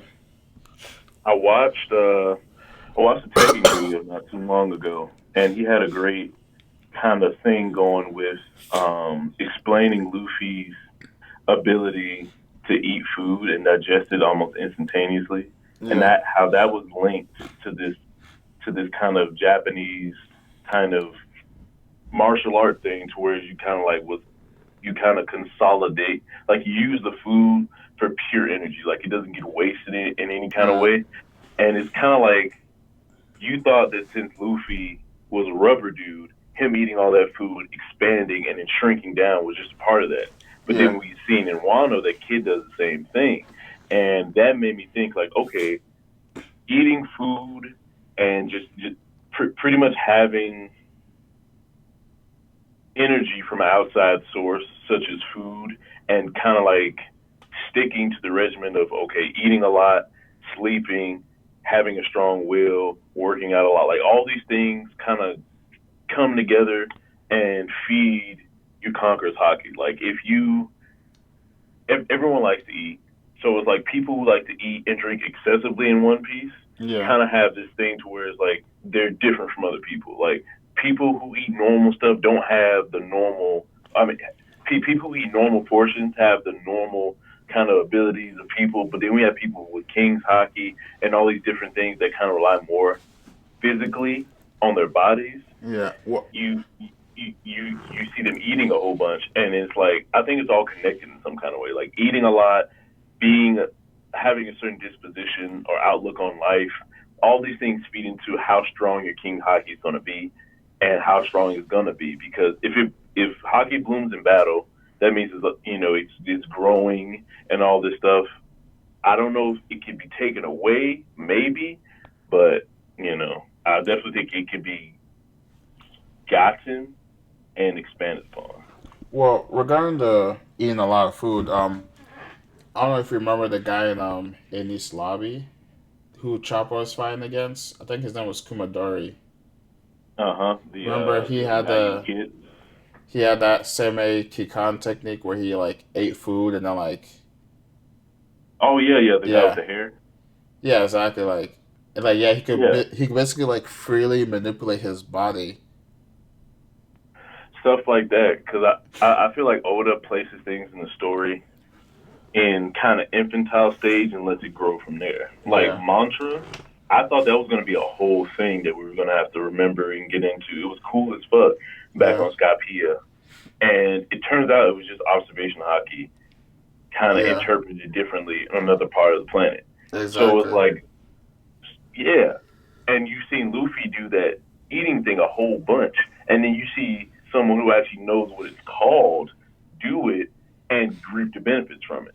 So it's right like, just like the devil fruits are mistaken for something else, maybe Luffy he's doing some kind of secret old technique to kind of, and then maybe Big Mom does it. Who eats more than Big Mom? Big Mom kind of doesn't digest it as fast and doesn't have a figure like everyone else, but that could indicate that she's even more of a beast because Luffy eats a ton of food, and from the fucking first episode to almost a time skip, Luffy had arms of a 6 year old. You right know what I'm saying? But he ate so much and could push so much and fight people. I think it's because it's rubber fruit, but it's like it's almost the same thing. So Big Mom, she's not skinny. She's taking all that energy that she's been eating and kind of storing it within herself, making kind of a wall, around her. So okay. stuff like that. Like I feel like it would make so much more sense if Oda just kind of gave us at least more hints or expounded upon it in some kind of way because it's definitely connected. Like Yeah I think he will. everyone, yeah, He will. I mean, I hopefully before like the whole Big Mom, like before she exits the story, hopefully we'll get some sort of explanation about how she's like that. I think the perfect time to do it is when she's breaking out of the prison and she goes against someone else with some kind of Oh resemblance God! of King's Please, hockey. please don't bring that up. I don't want her to break out of no prison. I don't either, but I really do. Unless Oda really trolls us and like she's like a foot away from the prison and something else happens and it just distracts them and then they go away I and hope so that'd be because the only way. so far, like, well, I guess we just keep on hopping over top of the topic, but we can talk about this real quick. So far the prison hasn't really been as serious as they made it out to be. But And now, I think that's on purpose. yeah, but now Queen is coming up, right? Yeah. But then it's like if Big Mom comes, it's I don't think it's gonna be at the same time. Unless like it, Queen gets held up there for a day or two, they're not gonna meet because they're I think when they were talking in that one chapter where they had the map and it was like, hey, it's gonna take this long to get here. I think she said yeah. about a day or so. Okay, So then unless okay, I think they're then gonna miss each other. because as long as there's some consequences to Luffy's actions before some sort of Deus Ex Machina comes to save him, then I'm fine with that. Like, cause I don't want Queen rolling Mhm. up, then Big Mom rolls up behind him and then just tosses him to the side. You know what I think is going on here with the whole Luffy thing? I think we're getting a little bit of the character development we've been wanting from Luffy for a I long hope time. so. Like I think Luffy stayed on purpose. Like he didn't leave with King or King. He didn't leave with Kid because at some point I wish Oda showed this, but at some point, maybe as soon as he got defeated, maybe when he woke up and was getting paraded through the jail, Yeah. whenever it happened, Luffy realized that he can't be Kaido the way he is. And if he can't be Kaido the way he is, he needs to get stronger and Okay. become the Luffy that can defeat him. Okay. So he stayed in And jail. that Huh? is another problem I've been having. So Oh, Luffy trying to get stronger. no, like why didn't Oda show this thought process in Luffy? Like That would have been great. cause like Like when him, I guess it's show and not tell. cause Like he's when showing. yeah, cause like when that chapter ended, where when Act One ended, where Luffy got thrown into jail, right? Hmm. And then my prayers were like, the next chapter he's gonna be like, I'm no good the way I am right now. I need to get stronger, something like that. But it's like, Yeah, I just want some internal dialogue from Luffy. Not like, can we like, I need to know that this but Luffy make doesn't. thanks. That's the Like, thing about Luffy. He goes off like I was saying before. He goes off his will so much he doesn't really have internal dialogue. I don't yeah, think we ever seen Luffy think to himself. I just don't think that's the kind of character Luffy is.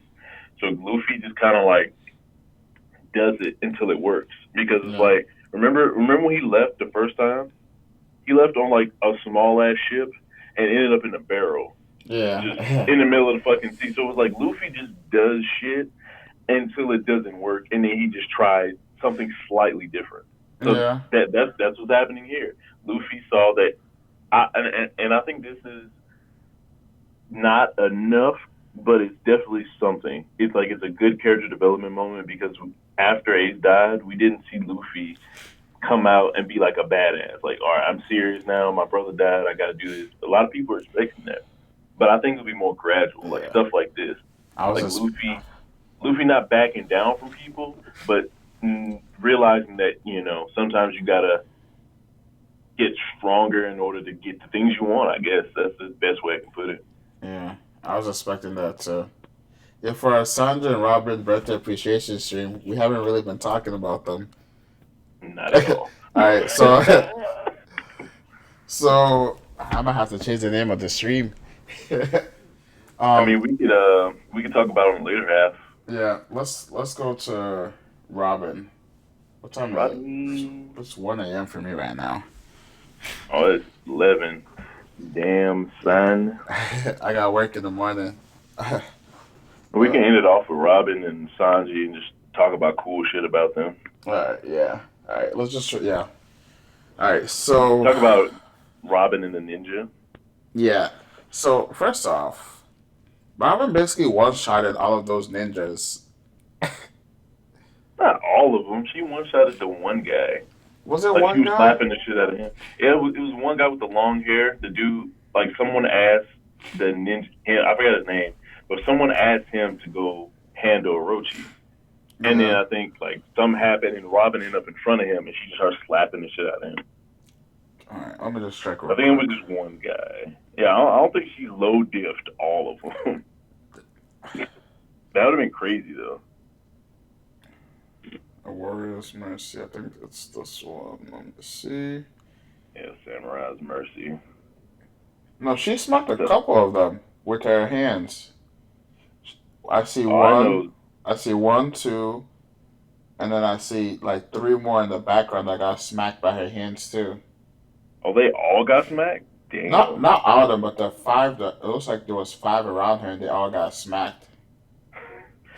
That is why I honestly thought it was just that one dude in the front, but damn, which chapter is this? 933. Oh, okay. Oh, I was just on this. I knew I was right. But yeah, so what is this? So she's having wait. No, I'm looking at it, and that one dude with the long blonde hair and the sword in his back, Yeah, she smacked. Oh no, never mind. I see the yeah. other one now. Then there's one to the left, and then there's like three more like behind her that got smacked too. It looks like she's moving her hands, the hands around her body. Oh yeah, like a Yeah. circle. Okay, but I mean, were they ended though, or were they just I knocked around? I have no Because it doesn't idea. Let show me the see. conclusion. Like they get smacked, blah, and while they're getting smacked, they're saying more of her demonic art. So it's not like Yeah. they all got knocked out, Yeah. or most of. Yeah. They probably didn't get knocked out, but it's just I, crazy. Like, I'm proud she got a fight. So yeah, I'm happy she got a fight for the first a, time in the new world. I think. I mean, if you could call it a fight, like, Damn, I was I'm trying to give us some clout. You gotta take it away.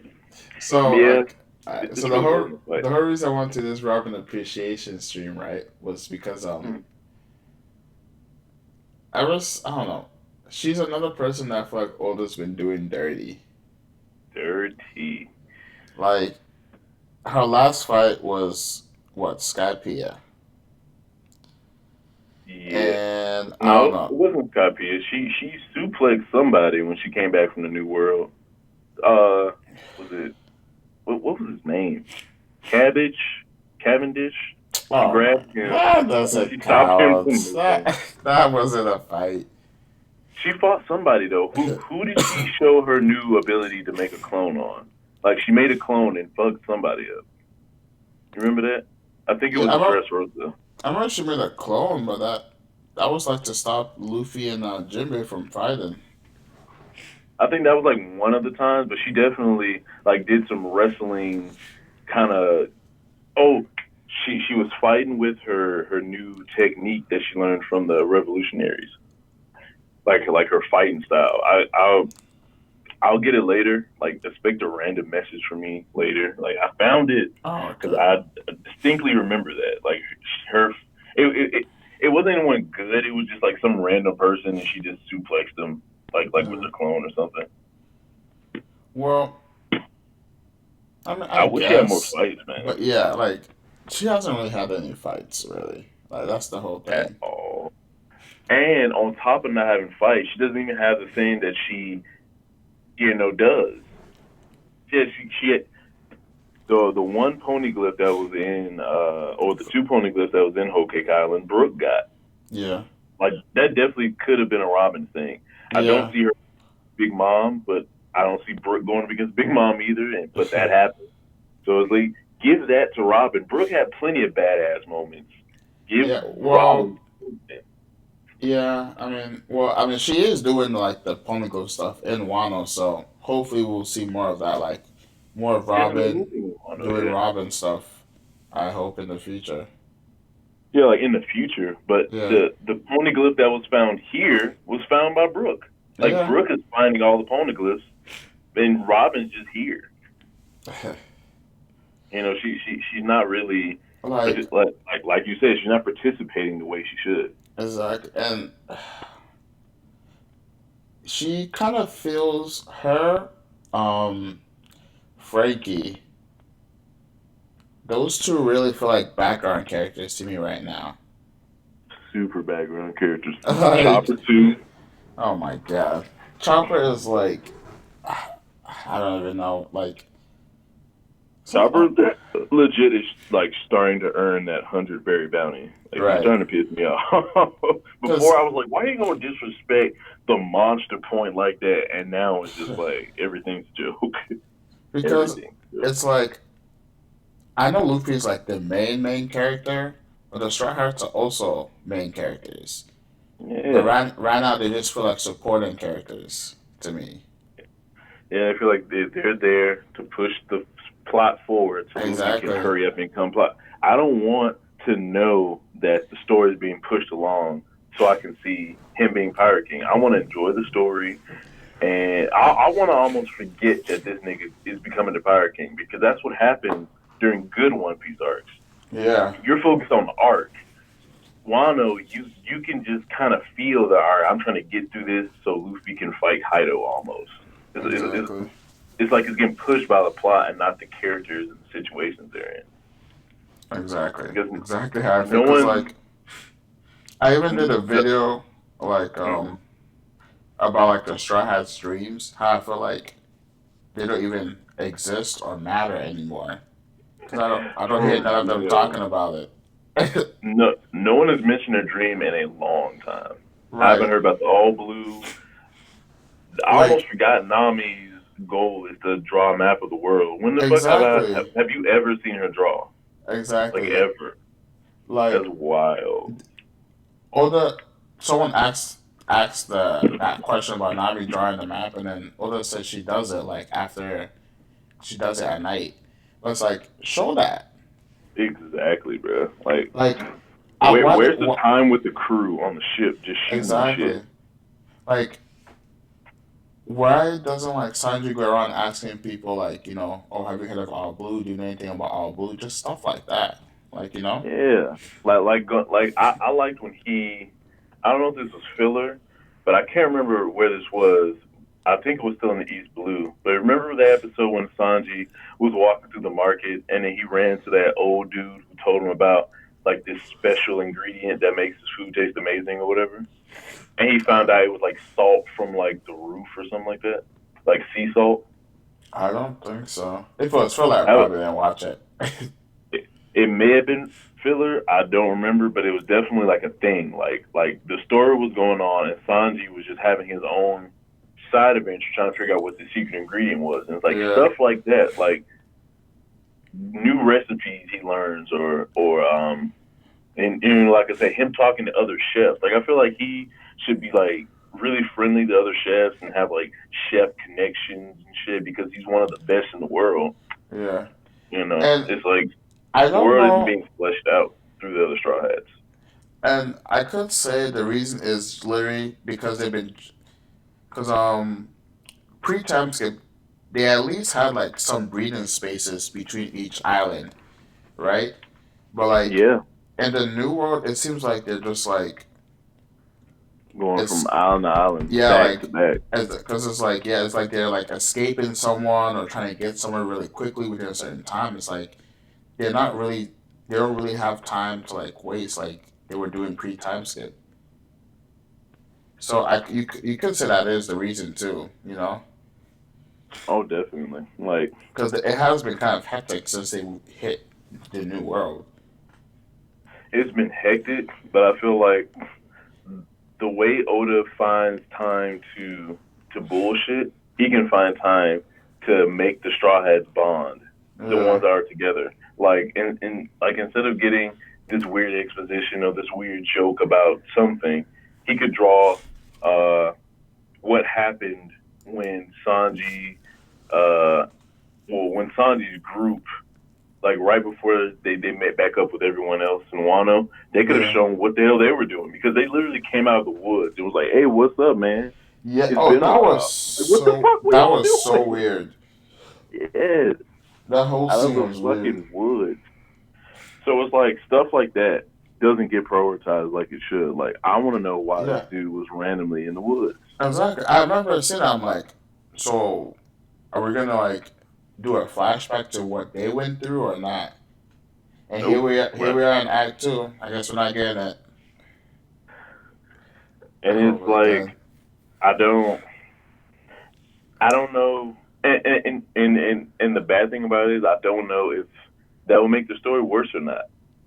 Like all the things that we're asking for, would it actually make One Piece better? Like going down the list. Like I know probably the top three things do, but I feel like some things would throw the story off to the point where it wouldn't be One Piece anymore. But I Yeah, definitely feel like there's a balancing problem on Oda's end. yeah, I feel like we expect too many fights as a community as a whole, not just saying me or you. Like as yeah. a community, the fights are, leaned upon more heavily, and people want secrets really fast, and they want to wait for them. But then at the same time, off screen in page one, and giving us a whole bunch of like fluff shit is definitely a problem too. Like one of my favorite arcs is Thriller Bark. I can rewatch that arc several times. And That's one of the wild. A lot of people hate that art. yeah, a lot of people hate it, but one of the reasons I like I like it is it could just be because when I caught up to One Piece, I was watching the anime, so I don't know if it's just this is just anime stuff, but like the character interactions in Thriller Bark were like amazing in my opinion. Like Facts. like them We talk splitting up and about then way like more. yeah, just like them talking to each other. And then when it came down to fighting oars, I was like, oh my god, like The teamwork. just That was the yeah, best pirate teamwork in the series. They had a exactly. plan and they executed. It was crazy, and they all had a part to play.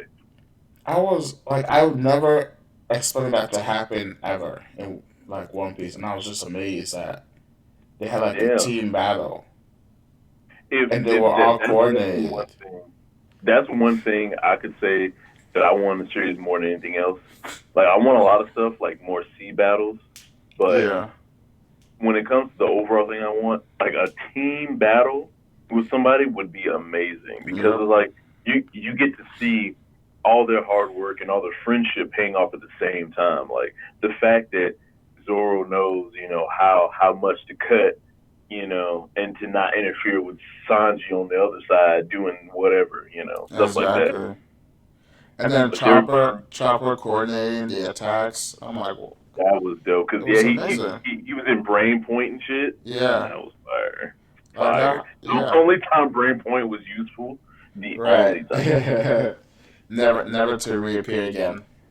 I'm telling But you, like, yeah. I don't understand it. Oh, I know we were supposed to be talking about a specific thing, but yo, so what do you think about the fact that Chopper? Yes, he did have the Rumble balls, but at a certain point he didn't need them anymore, and how no other zone really has the 19 forms that Chopper has, but he's somehow like the exception. Like I think maybe what Chopper unlocked with the Rumble Balls is a higher mastery of the Zoan fruit. Like maybe everyone can go in all these different forms and stuff like Brain Point, Kung Fu Point, but they just don't try it or they never thought about it or whatever the reason Oda will give. And then maybe You some of know the what? top tier people have. And I think Yeah. Kaido may be one of them because he changed his sizes way too much. Yeah. Like he's as tall as a building at one point, and other times he's almost as tall as a regular person. And I'm like, either Oda doesn't know about spatial, I how to think draw shit. for Yeah, that, I feel like Oda is just bad at you know, yeah, like, he cause doesn't know how to scale properly. yeah, exactly, like, cause I remember when he was introduced in front of like kid and stuff. I'm like, yo, this guy's huge. You know how freaking big he looked? It was Yeah. crazy. And then in the chapter that Big Mama arrived, I'm looking at it, I'm like, why is he almost as tall? Why is his subordinate almost as tall as him? What? Yeah, I'm yeah. When Big like, Mama came to Waterfall, he was like yeah. reacting, and it was I'm almost like, the same fucking size. yeah, That I'm was like, crazy. what the heck is going on? So I was thinking that what would be like hilarious is if Kaido got his fruit right, Yeah. and that allowed him to transform into a dragon. So what if his base form is just like a really skinny version of Kaido? Like what if Kaido's Oh my like the god. regular size of a person, like a regular person, but he has such mastery over his fruit that his hybrid form makes him look jacked because he's fused with a dragon, and What? he can just modulate the size at What? will, just What like if it was Chopper. What if it was Tantana? Like Kaido, like 3 inches tall. That'd be crazy. That Like would the be strongest so in the world. weird. I don't think I would ever look at him the same. I would be like, oh my god, that's But just but weird. but that would explain why they call him a creature instead of a person. Like maybe Yeah. someone in the world government knows he's not a human, but he's a humanoid, and he ate a zone fruit, so they call him a Yeah. creature. That'd be crazy. I always liked the idea that Kaido was a dragon instead. Kaido being a dragon would give One Piece the needed lore boost because then we'll have to explain how a dragon is being passed off as a human, and that could give some much needed energy back to One Piece because it's like Yeah. Oda's been so good at keeping these secrets hidden that it's starting to get stale. Like every now and then you want to throw out some secrets, and I think that'd be a really good one to It like would. satiate the fan base for a long time. Like Kaido being a dragon, and then the whole backstory of his dragon kind, and maybe they were fucked up, and that's why Kaido's pissed at the world and wants to destroy everything because he's like Yeah. the last dragon or something. Yeah. That'd be fire. I wonder. You wonder if that would be fire. Yeah. Would you want him to be a Tontada or a Oh dragon? heck no, a dragon definitely. Yeah. A But it'd be Tantana, funny though. it would just be. Yeah, yeah. It will go back to one of all those gags, but like, it It'll meant be a like gag, but it's like you can't deny the strength. Like, yeah, he's a Tontada, yeah, but he's still apparently he's still strong. dragon fruit. Yeah, like Yeah. he's still that dude. You can't mess Right. with him. That would I think I would actually like die of laughter though if he was a Tantana. Like it's just revealed Kaido Tantana. Oh man. That'd be some crazy shit, honestly. Yeah, because we had it. We kind of had that in right before the film Z with that giant that could change sizes. Oh yeah. Yeah, Oh, like we kind of had that I before. hated that filler. Oh my god. Film Z was pretty bad. Yeah. Well, no, I like. I mean, Film Z was. I liked Film Z, but like the filler. Uh, yeah. I meant that, like, Yeah. whatever it was called, like the lead up to Film Z, like that was annoying. I didn't know I. what was going on either because I didn't. At the time I didn't know the movies ran like that. Yeah. Like they'll do a special and then they'll talk about it for a little bit and then boom, or they'll never talk about it and they'll be somewhere else. I'm like, what the fuck happened? Because my problem with that one was like the guy that Luffy was fighting. He was part of That's the what long it arm was. tribe or something, right? I think.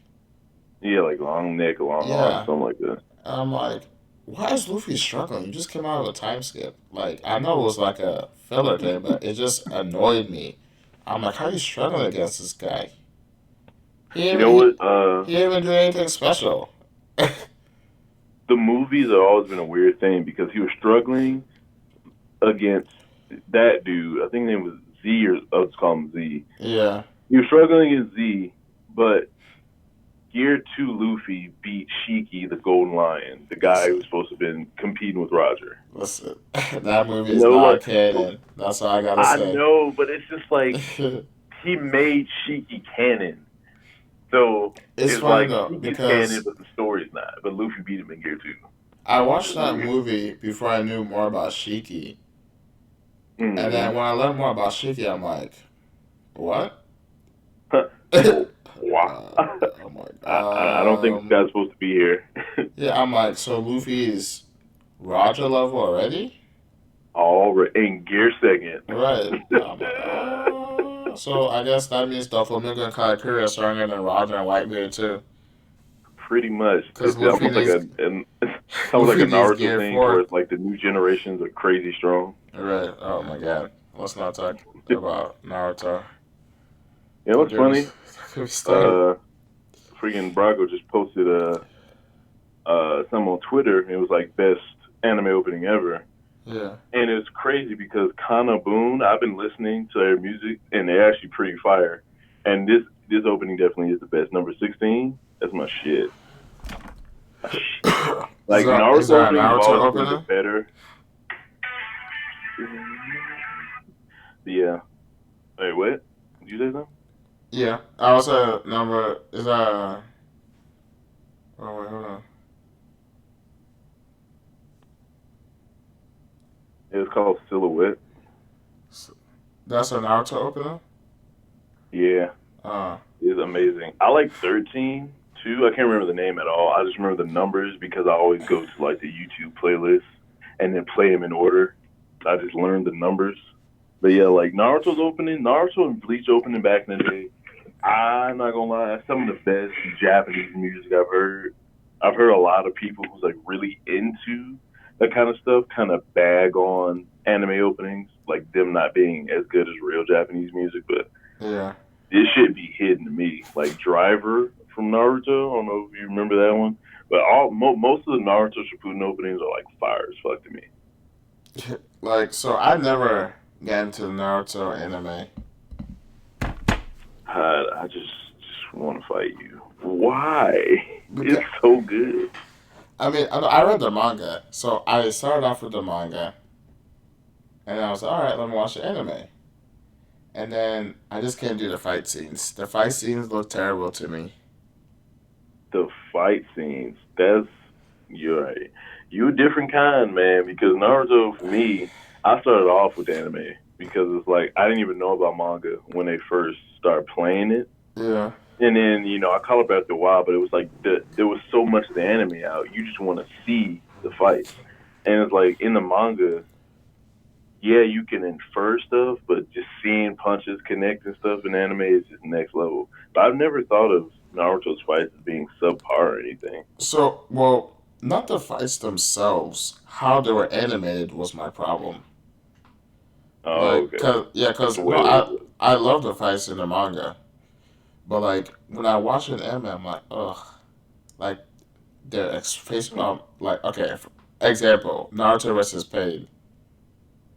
The This was facial raw. yeah, the facial expression that Pain was making, like what? Wait, you like what? I mean, he wasn't really making any expressions. No, but did you see like have you never seen those pictures of like Pain's like distorted face when Oh he's yeah, I've fighting? definitely seen. But when you Yeah, pause it, because like how much animation was going on, if you pause it, he just looks fucking ridiculous. But it's like when it happened, like every time they go into that mode, I don't know what it's called, but that Naruto fight mode, like when Madara started whooping people asses. I don't know if you remember that. Like in the anime, they have yeah, a certain kind of filter they put on when a whole bunch of movements about to happen. yeah, yeah. It Exactly. it just has that signature look, and it looks amazing. Just don't Uh, pause it. to me, it doesn't I've look never. amazing. What? It looks That's my favorite weird. part. I don't know, bro. It's I like know what you mean by it looks weird. I just think it looks different. cause like okay, so when I first noticed it, so when I stopped watching the Naruto anime after the third Hokage died, cause So it's because of the Orochimaru fight. So the the one Orochimaru fight. Wait, which one? Orochimaru versus the third Hokage. Oh, when he got his arm sealed and shit. Yeah, which was That stupid, early? but yeah, because You're wild. it's because of that fight specifically. Cause like the episode began and then the animation looked weird. I'm like, okay, I can tell they're about to like fight, but it's like I don't like the fact that I can tell just based on the animation. It's weird to me. Yo, I feel like we're on some Doflamingo and like Roshanante type stuff because we're in the same house, totally different thing. Because every time I see that kind of animation switch, like okay, it's about they about to go down. There's normal Naruto fights where the animation doesn't change and they do hits like one or two hits or they Yeah, clash like the whatever. When clashes. a Yeah, full when a full fight happens and that shit switch, that's the hypest moment to me. Like I it know what's going down. it's just I don't know why the animation just doesn't look. It just doesn't look good to me. Like I don't know. I feel it. Well, who is your creme de la creme of animation styles? Like when you see this animated fight, you just go ham. Oh, before you answer that, so you didn't like the Rock Lee versus Gar fight animated? Well, no, I like that because Okay, you're not yeah, totally crazy. yeah. I don't know. That It's was just fight. I think Okay, I could bear it then. And I don't even think it was. bury it. I don't think it was You didn't as lose your bad. mind. You didn't lose your mind when Rock Lee dropped him weights like in real time. Like Oh you no, saw I the was. weights hit the floor. It was amazing to see that animated. I'm like, oh shoot! Then he just disappears and like it was awesome. Ah. Oh my god! My favorite when he had him in the air and he hit him Yep, with that leaf shadow when he was just falling behind him, bruh. yep. That's And then guess what? For the rest of the series, he's done dirty by Kishimoto. Done dirty. I think Big Mom ain't got shit on Rock Lee. She ain't got shit on Rock Lee. Like Big Mom get shitted on, but Rock Lee, boy, that was the worst nerf in history because he was supposed to be that nigga. Right. Like when he dropped them weights, I said it had to happen like 3, 4 more times during the series. Never again. And he Nope. never turned up like that, except for the Bone Dude, like except for like Kimimaru. That was the only Yeah, time he turned up again. yeah. But then it's Yeah, like that's still like part one, and like it's just like after part one, it's just like no one it's like One matters Piece. except It's Naruto and almost like One Sasuke. Piece. It's almost like One Piece. Like Yeah, after the time skip, it's only about Luffy and his plot being pushed forward. yeah. Which I don't really mind because I love Luffy, but like, Oh but my god, in Naruto, it's just literally just like it's worse. Naruto, It's way and worse. then it's like Naruto, Sasuke. That's all you hear. Part two of Naruto. One of my favorite but most hated parts, but I laugh at the most, is when Sakura pretended to have feelings for Naruto, Oh my god. and he swerved her so fucking hard. Like he, he was just like, "What the fuck are you talking about?" It was like me, bro. That shit killed me. She should Like have. he She he should have. wasn't having any of it. She should have died off screen. Like, Not all, not the main. She's part of the main cast. nah, she should have died off screen. Oh, Nah, but like I, after the fucking the granny show yeah. fight with the puppy dude, just fucking off screen poison. So it's like in part one, she's like, eh. And then part two comes, and then she helps Granny fight. What's his? Sorcery. Yeah, and then you think like, oh, okay, she's finally getting there, and then she gets done dirty also for the rest of the series, and then She got the Tsunade Infinite yeah, Chakra yeah, forehead thing. yeah. I was about to say, then she gets that, and then Naruto and Sasuke then become gods and surpass her again. It's like what? True. Like Yeah, really? like they beat the person that made all the ninja somehow. So Right. it's just like, yeah, I'm like, yeah. oh my, like he's really just doing her dirty. She's like, she But, caught. but no. But think about it. In the context of everyone else, Sakura is a solid third place. It's not like Yeah, but Naruto, I just Sasuke, big gap, Sakura, and then everyone is like right under Sakura. It's like yeah. Sakura's pretty far removed from everyone else too. No, I Not as know, much. but it's like she's not portrayed that way, which is my problem. She has to live in the shadow of her other two team members. I Yeah, agree, definitely, and which sucks. they don't give her a good job enough of giving her her own shit. Like Yeah, Tsunade was part of the legendary Sani, and it was been really easy to get overshadowed by Orochimaru and Jiraiya. But she's definitely the weakest. But it wasn't as much of a gap as Sakura and shit like that. They yeah, definitely made that gap big as fuck. yeah. Because literally, like Naruto and Sasuke are basically like gods, really. The gods of Naruto world Right, basically gave them godhood, and now, like this dude brought Guy back from like death. He that took eight he gate gave toll Kakashi was an eye. heavy. Like what? Where's all these powers coming from? People swapping eyes like candy and shit. So Yo, I first was of like, all, that's just what happened. that Eye was swap. wild, yo. Part two, That eye Naruto. swap. Yo, people were swapping eyes like it was nothing throughout the last part of Naruto. Honestly. Telling you, I've never seen so many eye transplants with no casualties. Everyone's just like, here, nigga. Right. And No, they don't even do no it gloves, no anesthesia. they don't even do it delicately either. Just like, oh, I got your eye. The one thing about it is, them taking it out, okay. I saw that in Kill Bill. It was a lot more violent, but Yeah. I saw it happen. How are they putting this shit back in and singing with it? That's the magic. Oh man. It's fucking wild. Man, no blood. It's just Naruto magic. I think they tried one time technology. Like, remember during the Great Ninja War, or the Summit or whatever, they had that one part where they had like the TVs, and it was like the wires were in some kind of liquid or whatever. But it was like TV for like 3 seconds, and that was it. I think. I don't know, actually. It was a really obscure scene. If you don't remember it, you weren't supposed to. Like, they were literally trying to talk because they was having the summit, and I think the samurai had their own hierarchy, and they had like machinery type shit.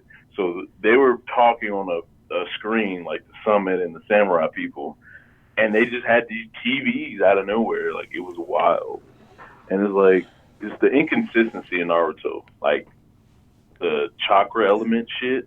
Yeah. Wild, like wind, electric, that barely played a role, because when you're a god, like, you don't have to worry about something being super effective. Right. Honestly, it's like all those people are just irrelevant at the end of the day. Oh my god. We're talking about Naruto. Oh my god. No. Yo, I'm gonna go on a whole tangent. Like, literally, the end of Naruto spoiled the entire series for me. Honestly. yeah, it did for a lot of people, and I can understand why. It was Because, almost as bad as Bleach. I feel like Bleach is on another level. oh It's my bad, god. another level. But Naruto was bad. I hope out of all the endings of the big three, One Piece would be the least shittiest. Yeah. Just please. Just I please hope don't be so. Bleach. Because I've read a lot of manga that were good, but then the endings were like, oh my god, like why? One of the best ending in anime, like of What? any anime or manga, is okay. Full Metal's definitely up there. Yep, Full Metal. Okay, okay. So Uh, it's tied now. So that one and Assassination Classroom. Have you seen that? so I started reading it last year. I never finished it, but I plan to. Shame. I can't actually tell you if you should read the manga or the anime because someone ended up showing me the anime first, and I Yeah. finished that. But I don't know how good the manga is comparatively. But the anime, one of the most beautiful anime I've ever seen. It ended superbly, Yeah. and the twists were crazy. I did hear about that. I heard about the twist, and I heard about it actually ending, and then people really being sad and stuff like that. Sad as And fuck. yeah, It's almost like a bittersweet. Like you almost can't be mad because it's yeah, like you don't want to see an anime like Assassination Classroom that had all this beautiful run and then it be ended because they just making shit to be making shit. It's yeah, like if you're gonna tell a story, tell it, wrap it up. It's sad, but maybe you can do a spin off or some shit. But Assassination Classroom stuck to its integrity and was like, we're not gonna try to cash out for a third season. We're gonna tell the story. It's gonna take 2 seasons, and that's it. And that's what happened. And I respect that. That will always go down as one of the best anime to me. I think And Code then Geass had a good ending too. who? Code Geass. Okay, don't talk to me about Code Geass because I'm ashamed every time I hear that. I Whoa, remember. I, why? I don't know if I don't know if he was around when YouTube first started, like back in like '04, '03, but that's when I got into Code Geass because I remember being in the computer lab of like my school or whatever, and I was discovering YouTube, and then someone put all the episodes up there. So I'm watching it and shit. They're out of order. Some of them have subtitles, and Oh man. three other foolish things. So my first experience got messed up. So over the years, I've tried to rewatch it. It's just every other anime has gotten in its way. So once I finish Code Geass, we'll have the longest discussion about All right, cool. It it. has been a while since I've watched it, honestly, so I need to rewatch it. But It is good. it's From what I down can as one remember, of it my was dope. favorite. Yeah, it's not. Hell It's yeah. one of my favorite animes. It's like my top three animes. Speaking of top three, I have a question for you. Have Yep. you seen Air Gear or read it? No, I started in high school, but then I never really like. Blasphemy. Yeah, I never really All I'm like. hearing is blasphemy. You never really got into it like that? That's literally one of uh, my favorite animes. yeah, I don't want to Manga. say like. It's because I don't know. I was reading like Naruto, Bleach, One Piece, Berserk. Um, Blasphemy. I was reading a lot of. Reading History Strongest Disciple. I was reading what's the name of this manga? Codebreaker. I was reading lots of stuff. Yeah, it just kind of fell by the wayside. Yeah, I feel like it. I. If That's you my ever want problem. to do yourself a favor, just Yeah, read Air Gear. I will. I will. Cause you're not the first person to tell me about that. It's next level. It's almost like I'm gonna assume you've seen High School of the Dead. High School of the Dead. Is that the Yeah. zombie one? Damn, you hurt my feelings right now. You seen the High School? High School of the That's almost Dead. like a. I don't want to say it's a cult classic, but to me it feels like it is because Wait, one, because it's not going to get another season. let me look it up and see if it's what I think it is. Yeah, it's the one with the zombies, Cause oh, it is and the one with they're the all in a zombies. school. No, then Yeah. no, I've watched that though. Oh, okay, cool, Yeah, I just cool. want to mention Well, yeah. because there's a lot of shows that start with high school this, high school that. So I just Oh, wanted to yeah, make sure. yeah. True, true. High School of the Dead is definitely that deal. But Air Oh Gear yeah, reminds me of yeah. High School of the Dead, to where it's like a bunch of cool shit happens. It's just a lot of dumb jokes and a lot of fan service. to Yeah. make you not want to watch it around other people. You can't really suggest it to everybody Oh because it's yeah. too raunchy. But the right people will understand it, and I think you're one of those people. Watching the anime is cool, but it only has the first like 24. But then Yeah. after that, it's crazy. It almost has a Hitman Reborn feel to it, to where it's like you think it's one thing, and then it flips to something else. Like it just Yeah. adds foolishness out of nowhere. Speaking of Reborn, that is one of the slowest starting animes I've ever seen, and it makes me sad. I've never watched it because everyone who tells me to watch it always says I think skip the first 20 or 30 episodes. I hate But people say that because that's the point of the show. Like I understand how yeah, tough it is. It's tough. Don't get me wrong. Like sitting through like expecting to see some One Piece level stuff, and then you got to sit through like Sailor Moon for like yeah. 30 episodes. Is I tough. mean, I can't. If I'm watching something, I'm watching everything. Yes, yes. But I'm. It was Got just. to. It's just discouraging to hear that. I'm like, so am I gonna have to sit down through 30 episodes of boring stuff? It's set up. Yeah. It's like watching Wano. Watching Uh, it be no even worse. so Whole Cake Island. the The fights get whole off thing. screened. I The what? said, do fights get off screen then? If it's one. Oh God! Every important fight is off screen. You never get to see the main character Yeah. fight. It's just all off screen. Could you imagine if a Yeah. chapter ends with like Luffy and Kid about to fight Kaido, and then the next chapter it gets off screen? And we go back to the octopus that we saw at the beginning of the Yep, chapter. exactly. Just his adventures for like three weeks of just the octopus. I could see Oda Oh, trolling us like that. I could see it. that would be oh my! I don't know if that would be hilarious, but I'd be in anger.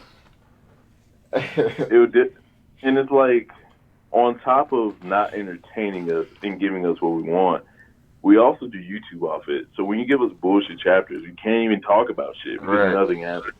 I hate that. Like you know how much analyzing powers I was saving to go over the Sanji page one fight, Right. and now it's gone. Now it's gone. Yeah. The foolishness. We somehow made it back to One Piece. I'm proud of us. Yeah.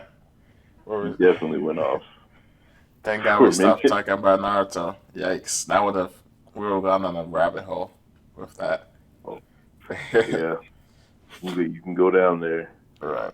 and stay there for a minute. All right. So we talked about Sanji, talked about Robin. I don't think we actually. Oh, no, we did finish the ranking because it was Kaido, Shanks, Big Mom, Blackbeard, right? Yeah. And Luffy. Get the fuck, stop it. What do you mean? I'm Luffy's an emperor. He's a Goko. I'm never gonna take the word of the newspaper again after they pulled that shit because in the story after Dressrosa, in Dressrosa, it was a whole plot thread that the government printed like printed fake news just because Doflamingo asked. Yeah. I think something like that. So it was like if it's that easy to lie, Big News Morgan is definitely out here just wanking Luffy for some reason. The thing about that is it could be turned into something interesting if Oda does the right thing with it. It could be, just a hype tool for Luffy in the story, or it could go deeper to where Morgan's was almost paid off or bullied into putting Luffy in the spotlight so Yeah. people in the New World would take him out. That would be way more interesting than it just being a hype tool for Luffy. You know what I mean? Like there's an actual plot to fuck Luffy up. That's a good idea because that paper did piss off Big Mom when you think about it. Yeah. She It was set a like, lot of stuff in motion. It she got was Big like, Mom and defeated Wano. who? She was like, all right. Exactly. She was like, all right, we gotta go to I Wano can't like let this right dude. now. Yeah, like, I can't let this dude just come in here and punk me because then everyone else is going to do it. So now, it's like she would have done that before the paper, but after the paper, it was a definite go. Yeah, You know she what I was mean? like, yeah, So yeah, think gather the about that. crew. We gotta go kill this kid right now. Yeah. So now you got And now she Big has Mom. amnesia. You got Big Mom going to Wano to fight Luffy. definitely going to fight Kaido because they don't like each other. So now Yeah. you got Big Mom taking out Kaido or vice versa, and Luffy may get caught off in the crossfire. Yeah. It was like, yo, But I wonder what happened though, cause like I don't know if they with the never like between Kaido and Big Mom like that they're at each other's throats right now. when it comes to that, like what happened in the past on the Rocks crew because it was finally, I guess, canon officially revealed that they were on the same Yeah. crew together by Pero Sparrow. So it's Yeah. like now we got that for a definite. They were on the crew at a certain point, so we know that it wasn't off the jump. I'm gonna kill you. So we can either go with Kaido was captured, like he has always been captured, and maybe one of those times Big Mom got him out where he wasn't supposed to get out, or he wasn't ever going to get out, or like instead of them trying to kill him, they was like, all right, well we can't kill you, we're just going to lock you in this super special room, and you're just going to go crazy here for the rest of the time. So it could have Yeah. been something like that, and Big Mom could have rescued him, and it's like you owe me a debt for rescuing you.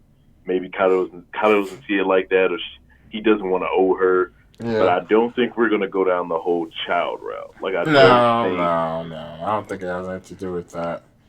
yeah, If I ever say anything like that, it's usually just for jokes. But it no, definitely I don't know. that was I feel like low it's a key. little too on the nose to be about the kids, just because she has so many kids. And if it has anything Yeah, to do with kids, yeah, it would be a little too obvious if that was the case.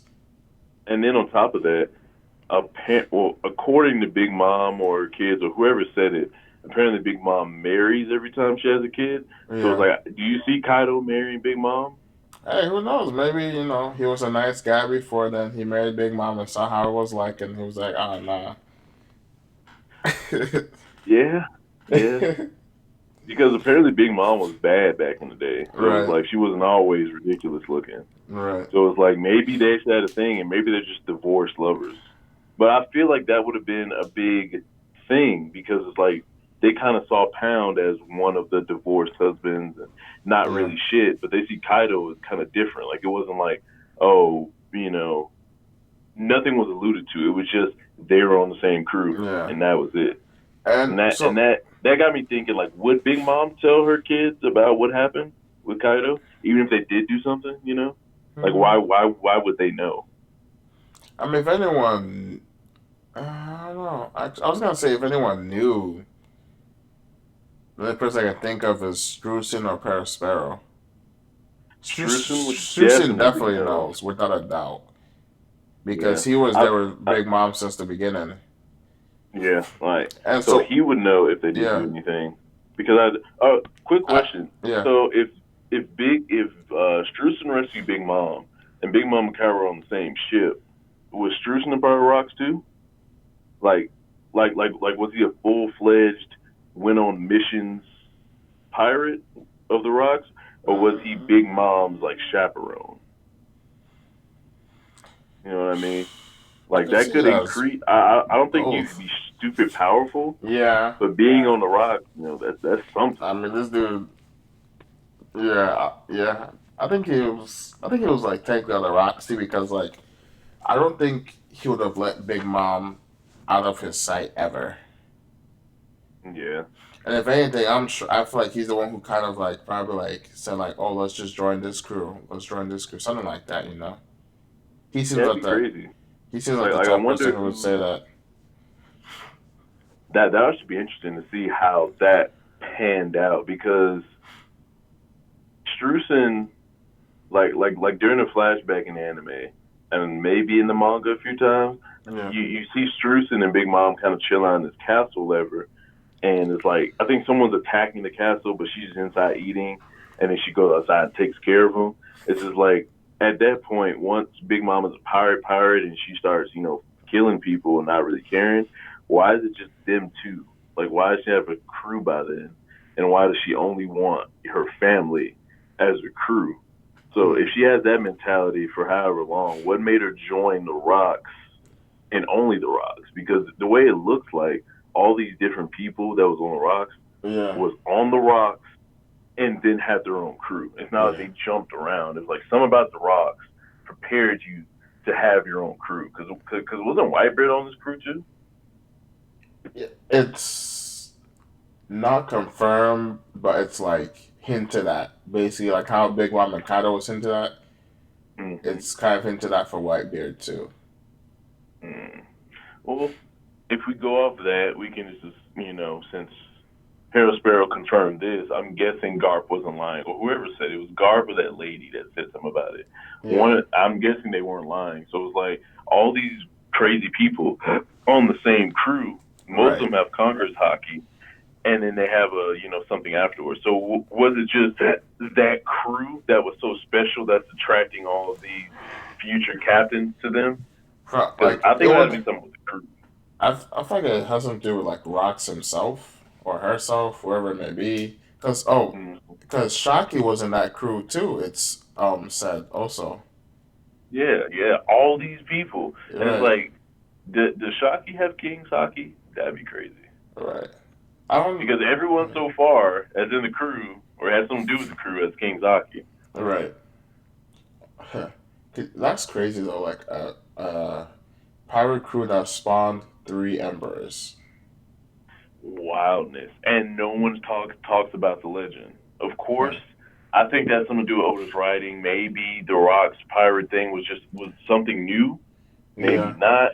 Because But there's Oda been has no said mention. that. Yeah, Oda has said that. Like, if he comes up with a new idea, like he puts it in there, and that's why his story gets longer.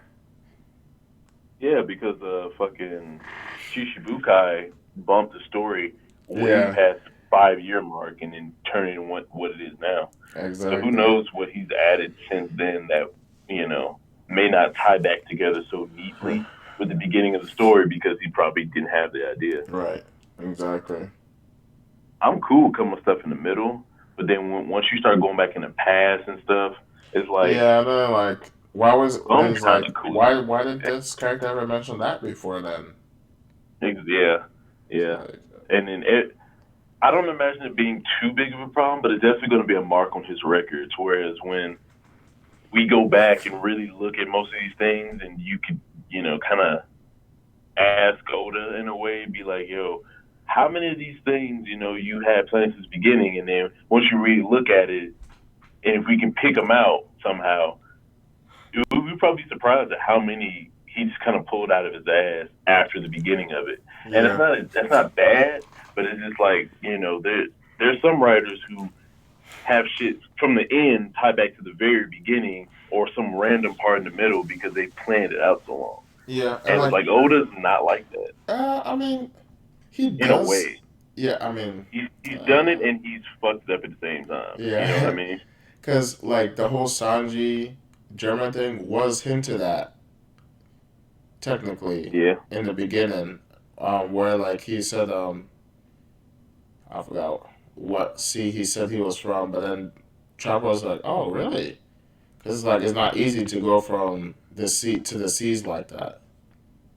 Oh yeah, yeah. Yeah, so it And wasn't like then yeah, because he does hint at certain things. He's like, "Oh my," when it comes back up, they're like, "Oh wow," and you like surprised right. and stuff. Like Sabo being alive was hinted at way like a long time ago, And stuff like then, but that. then you have things like Whitebeard not using any hockey in any form during Marine Corps. So it's stuff Well, like that, I mean, like at all. Like how easily he could have not had a hole in his chest if he just hockeyed up his chest.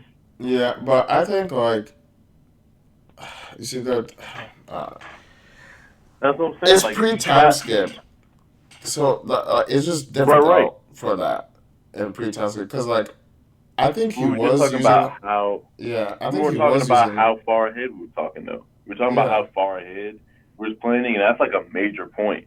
So it's like, yeah, we got these German things and all these little side pieces, but then we got the main power set of the story yeah being but night and day between the time skip. That's not that good of writing. but I don't know I feel like Whitebeard was using hockey because it was like him I don't know because it was here and there characters would be like oh he's using hockey stuff like that Well, you can definitely say he used hockey when yeah he baby shook the fuck out of like Akainu. yeah right into the ground yeah He But fucked him up. That was one of the greatest scenes in One Piece. yeah, I always rewatch that. When It's he amazing. creeped behind him and he he had that face like you just know he fucked up. Right. Bruh. Yeah, that was great. So that was out. So I always wondered this: do Logias get the intangibility factor if they're going up against another fruit? You know what I mean? Like, What? yeah, that like they won't get hit by like a punch or a kick or a sword, but will they get hit by like a fire fist if you're Kizaru, or do you phase through that too? I You think know you. what I mean? I think you phased through that too. But have we ever seen anything like that? Like, I don't think anyone has used their powers, just their powers, on another Logia user, and they just phase through it. Yeah. I would assume so because remember, like the only way you can touch other Logia users are through hockey or if you're like using their natural like weakness. Right, right. And I know that's the rule, but I Yeah. don't ever remember seeing someone with like, a tangible fruit power of like an element like Yeah. ice, snow, or wind try to hit another Logia and it not work. You know what I mean? Yeah. I mean, then again, there's not that many Logias also. So, and then all the That's ones what who I'm saying. have it are like And they've been high off screen. class. Yeah. Exactly. Exactly. That's what I was about to say. They're all high class and we don't really see them fight. So, It's foolish. Just it's foolish. really hard to. It's really hard to tell, honestly. Do we have any more topics? I think we've covered every topic twice and added like four more. Alright. We have done our duty for That is today. good. It's about to be 2 a.m. I gotta go I gotta relax and go to bed. Definitely. I'm surprised that we kept going for this long. I Right. appreciate the opportunity for hopping on the stream with you. I appreciate talking to you too. I don't get to do this often, so I appreciate talking One Piece. One of the reasons why I started a YouTube channel. Hell yeah. Like, I'm definitely down for some more streams. We can make this a thing. You just got to hit me up, man. Alright, I got you. Cool. But Uh, yeah, like, I won't say any more as a stream. Probably about to hop off and then shit. Hit me up tomorrow, man. Alright, I will. Cool, Alright. cool. Thank you guys for watching. Make sure you hit that like button, and I'm gonna leave Vulture's channel in the description. Oh, and Z-Boys too. Also, Yeah. I wonder how many. I wonder how long the stream is. It's probably like It had, probably at they least have to be like 2 hours. Right, right. Yeah, exactly. Not counting And, the 5 other ones we did. oh, yeah. Those test ones. You're Hell right. yeah. But yeah, just once you get all that, footage, if you recorded it or whatever, Yeah. just send it to me, and then you can edit it, and I'll edit it, and then I'll just send you my version. If you like All it right. better, we'll go with that, and then This vice one. versa. This one. Yeah, just All right. So like do you this want me? whole stream. Oh, so you want me to private it then and not post it? Oh no, you could post it. Oh, I was okay. just saying, like I thought you wanted an edited version of this too. Oh, it doesn't really matter. Honestly. Okay, cool. Well, then Yeah. never mind then. We will Alright. work on projects in the future and get this fucking OBS figured out. Yeah, exactly. Right now I'm just like fucking with this. Hate it. But yeah, man, I'm out. Take it easy. Alright, you too. Peace.